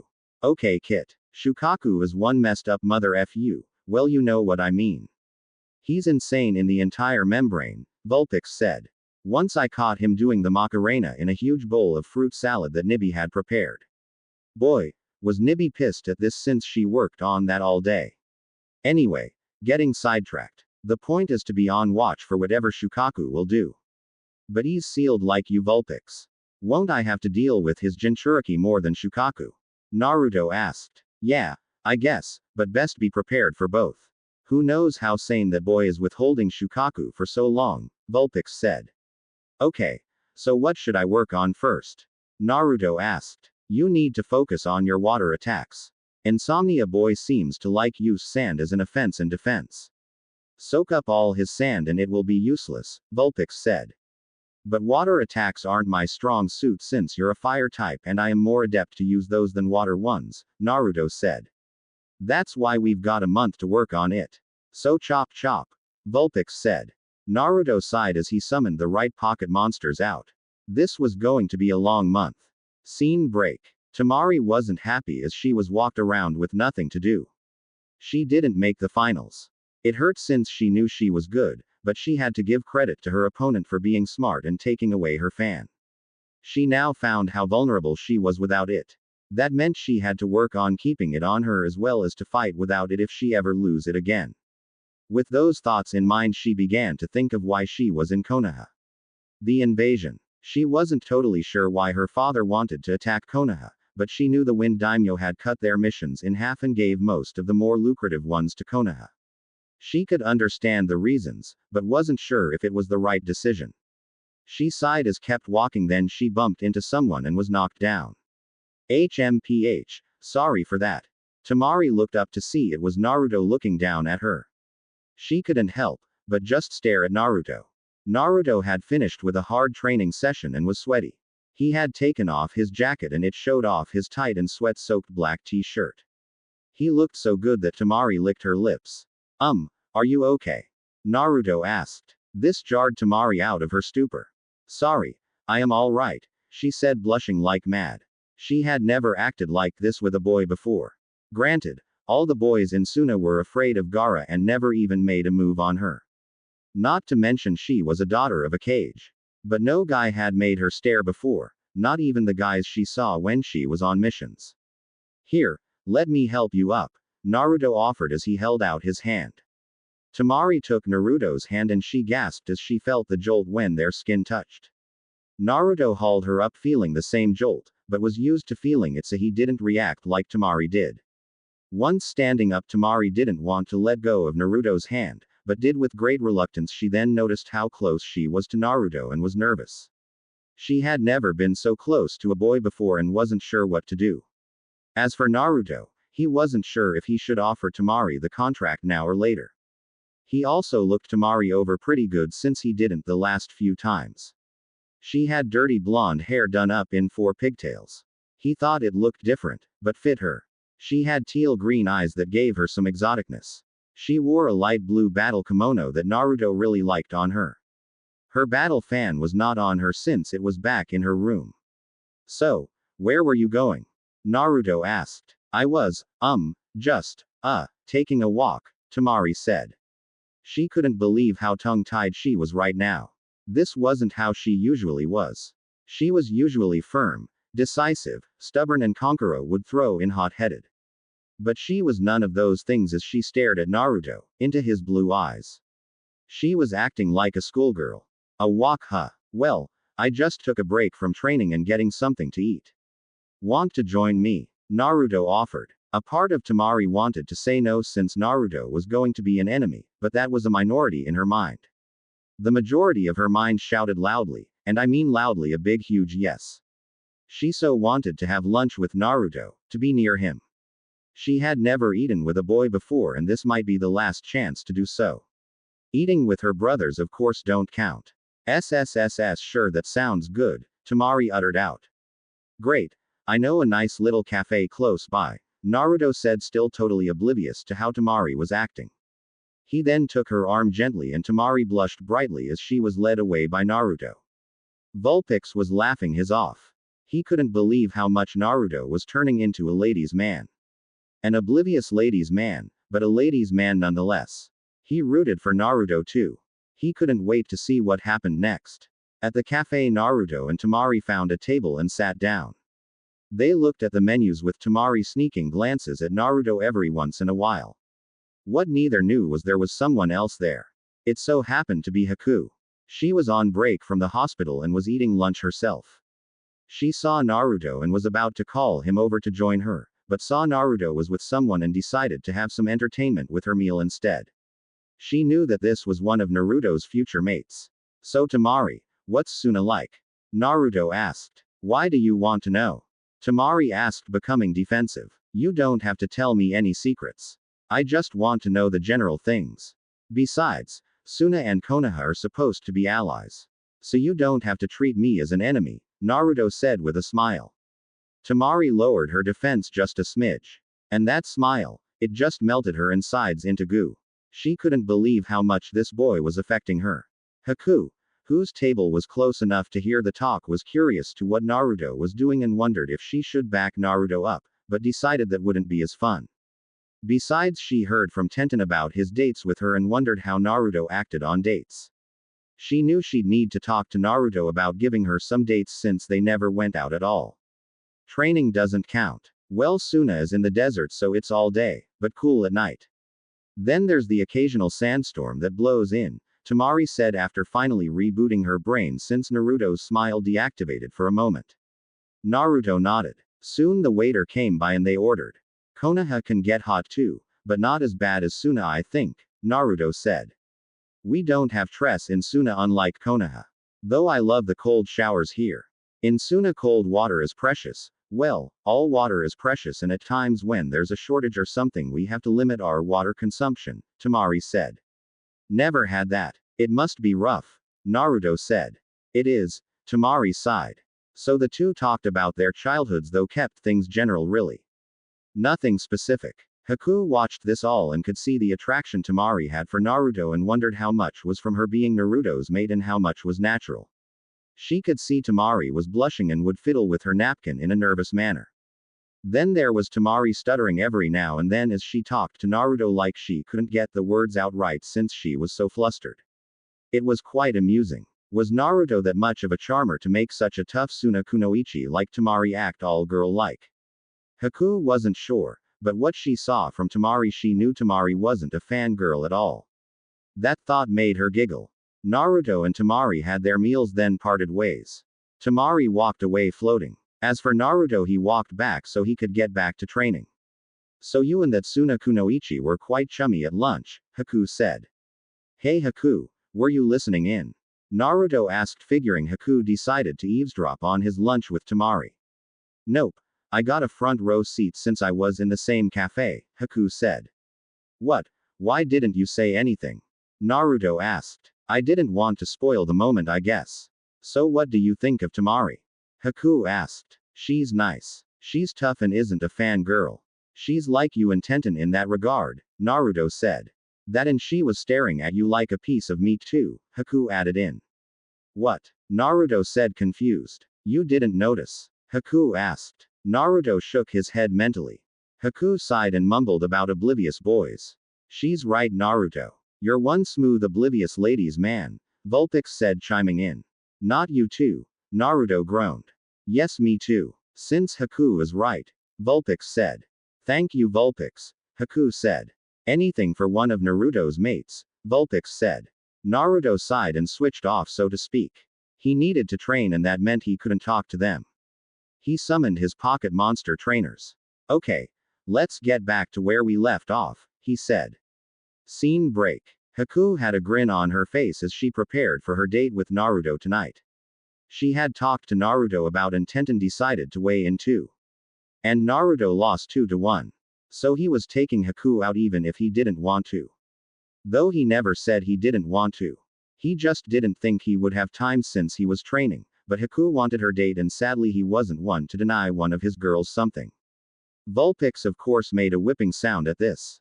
Ready to go, Haku? Naruto asked. Ready, Haku said, stepping out. Naruto just stared as he had never seen Haku look so much like a girl before. Haku was dressed in a turquoise blue kimono with her hair fallen freely with it framing her lovely face. She had the minimal amount of makeup since she barely owned any anyway. Her hands were at her side doing their best not to wring themselves together due to sheer nerves. The two stared at each other till Tenten came in and rolled her eyes. Are you two going to get going or not? She asked. This shook them out of their stupor and headed out. Tenten leapt on the couch to relax after helping Neji train. Her mind flashed back to the session. Flashback. Tenten had just taken a break from training when she sensed something and looked up to see Neji walking over. Now this got her curious since Neji was supposed to be training since he was facing off against the Uchiha. Neji came over and stood over Tenten. You're different, Tenten, Neji said. What do you mean, Neji? Tenten asked. You've changed. There's something different about you.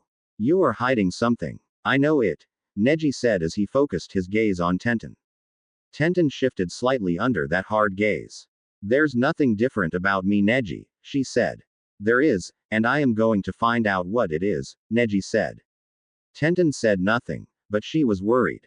Neji had always seemed slightly suspicious of her since she became one of Naruto's mates, but now he was very suspicious ever since the Forest of Death and her teleporting to help Naruto. She needed to do something to get Neji off her back, but wasn't sure what. Flashback end. Scene break. Naruto and Haku's date was going well. They had a lovely meal at a nice restaurant and right now were strolling around in the evening air. Haku was resting her head on Naruto's shoulder as he had an arm wrapped around her waist. They didn't say a word as they walked, just enjoying one another's company. They passed a shinobi bar and a certain purple-haired kunoichi was just stumbling out and saw them. She had a frown on her face as a bit of jealousy welled up inside her. She wished she was hanging on to Naruto and not that girl. But she shook her head of those thoughts and headed back inside to drink some more. That would help clear her mind. It always did. As Naruto and Haku kept walking, Samui saw them and she wasn't happy at what she was seeing, though something inside her told her that it was fine and she'd be joining in.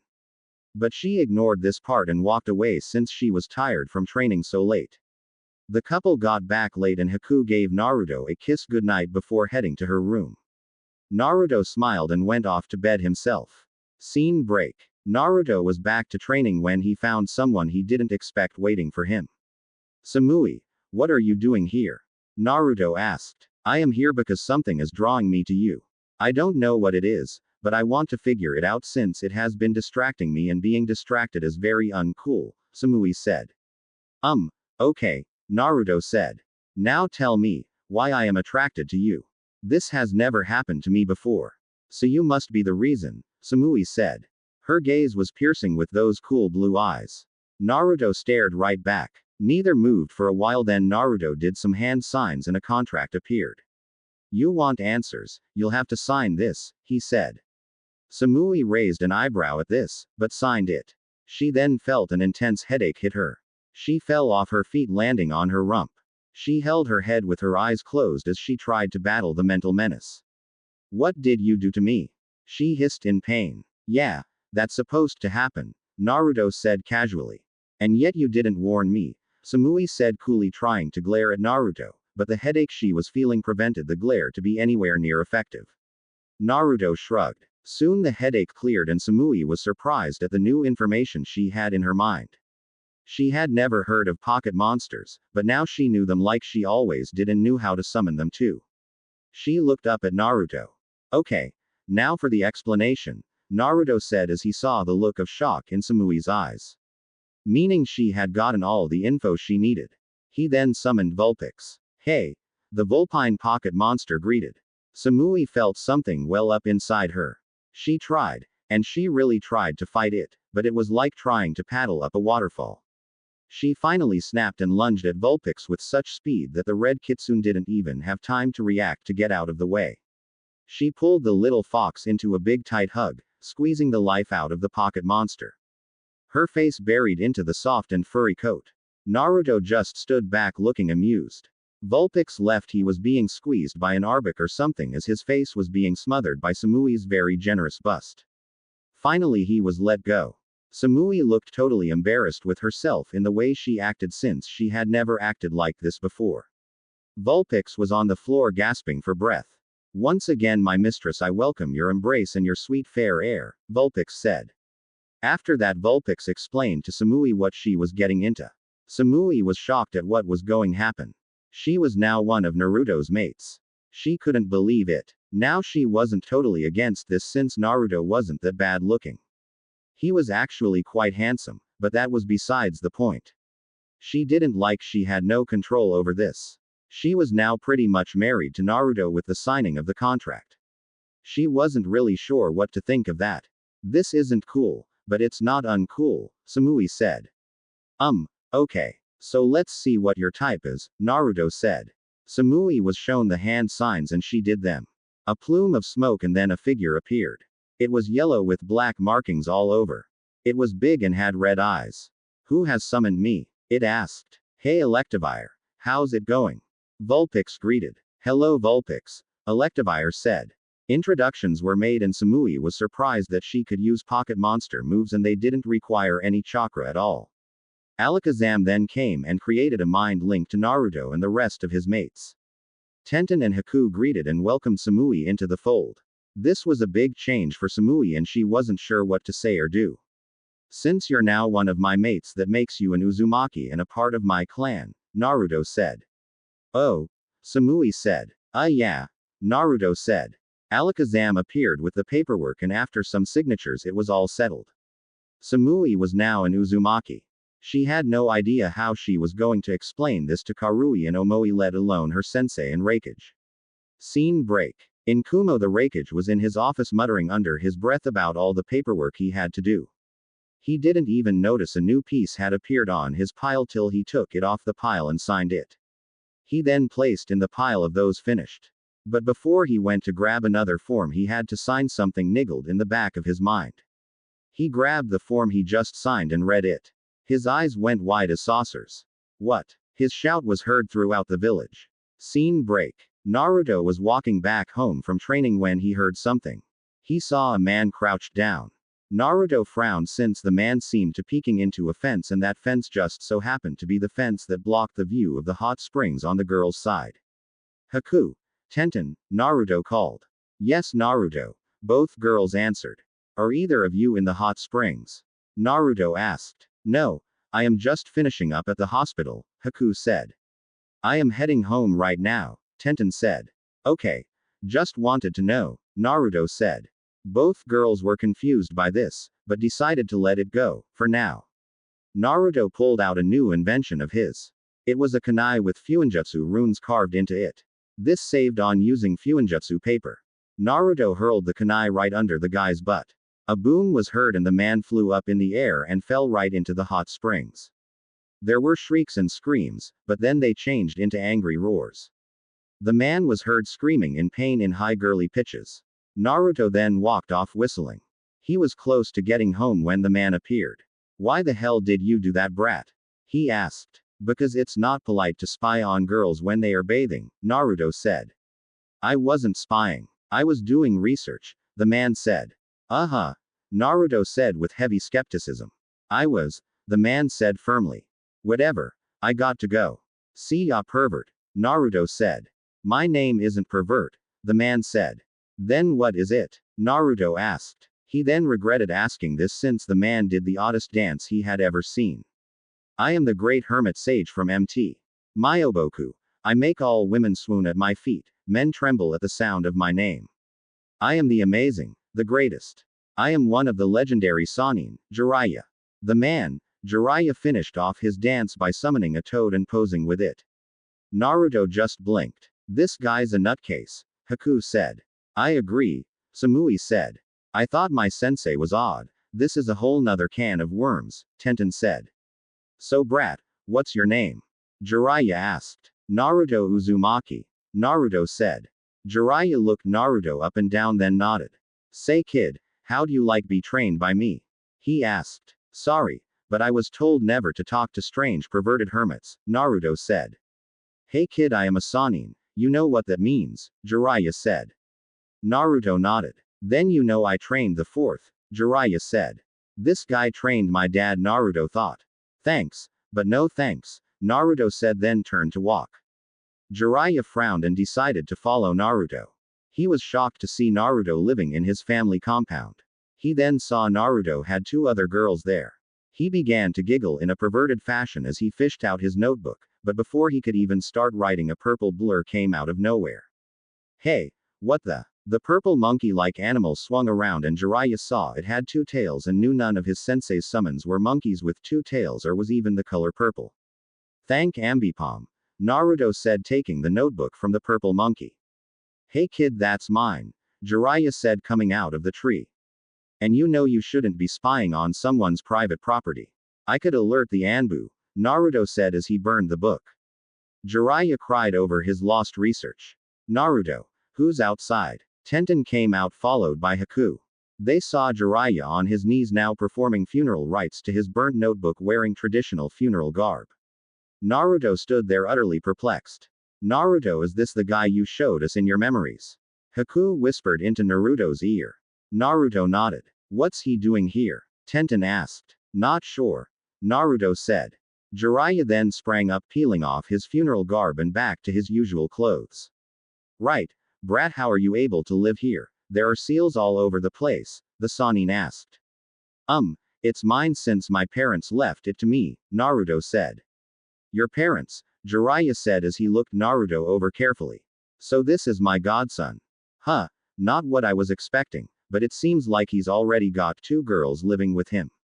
Hey, this is too good not to use, the Sannin thought.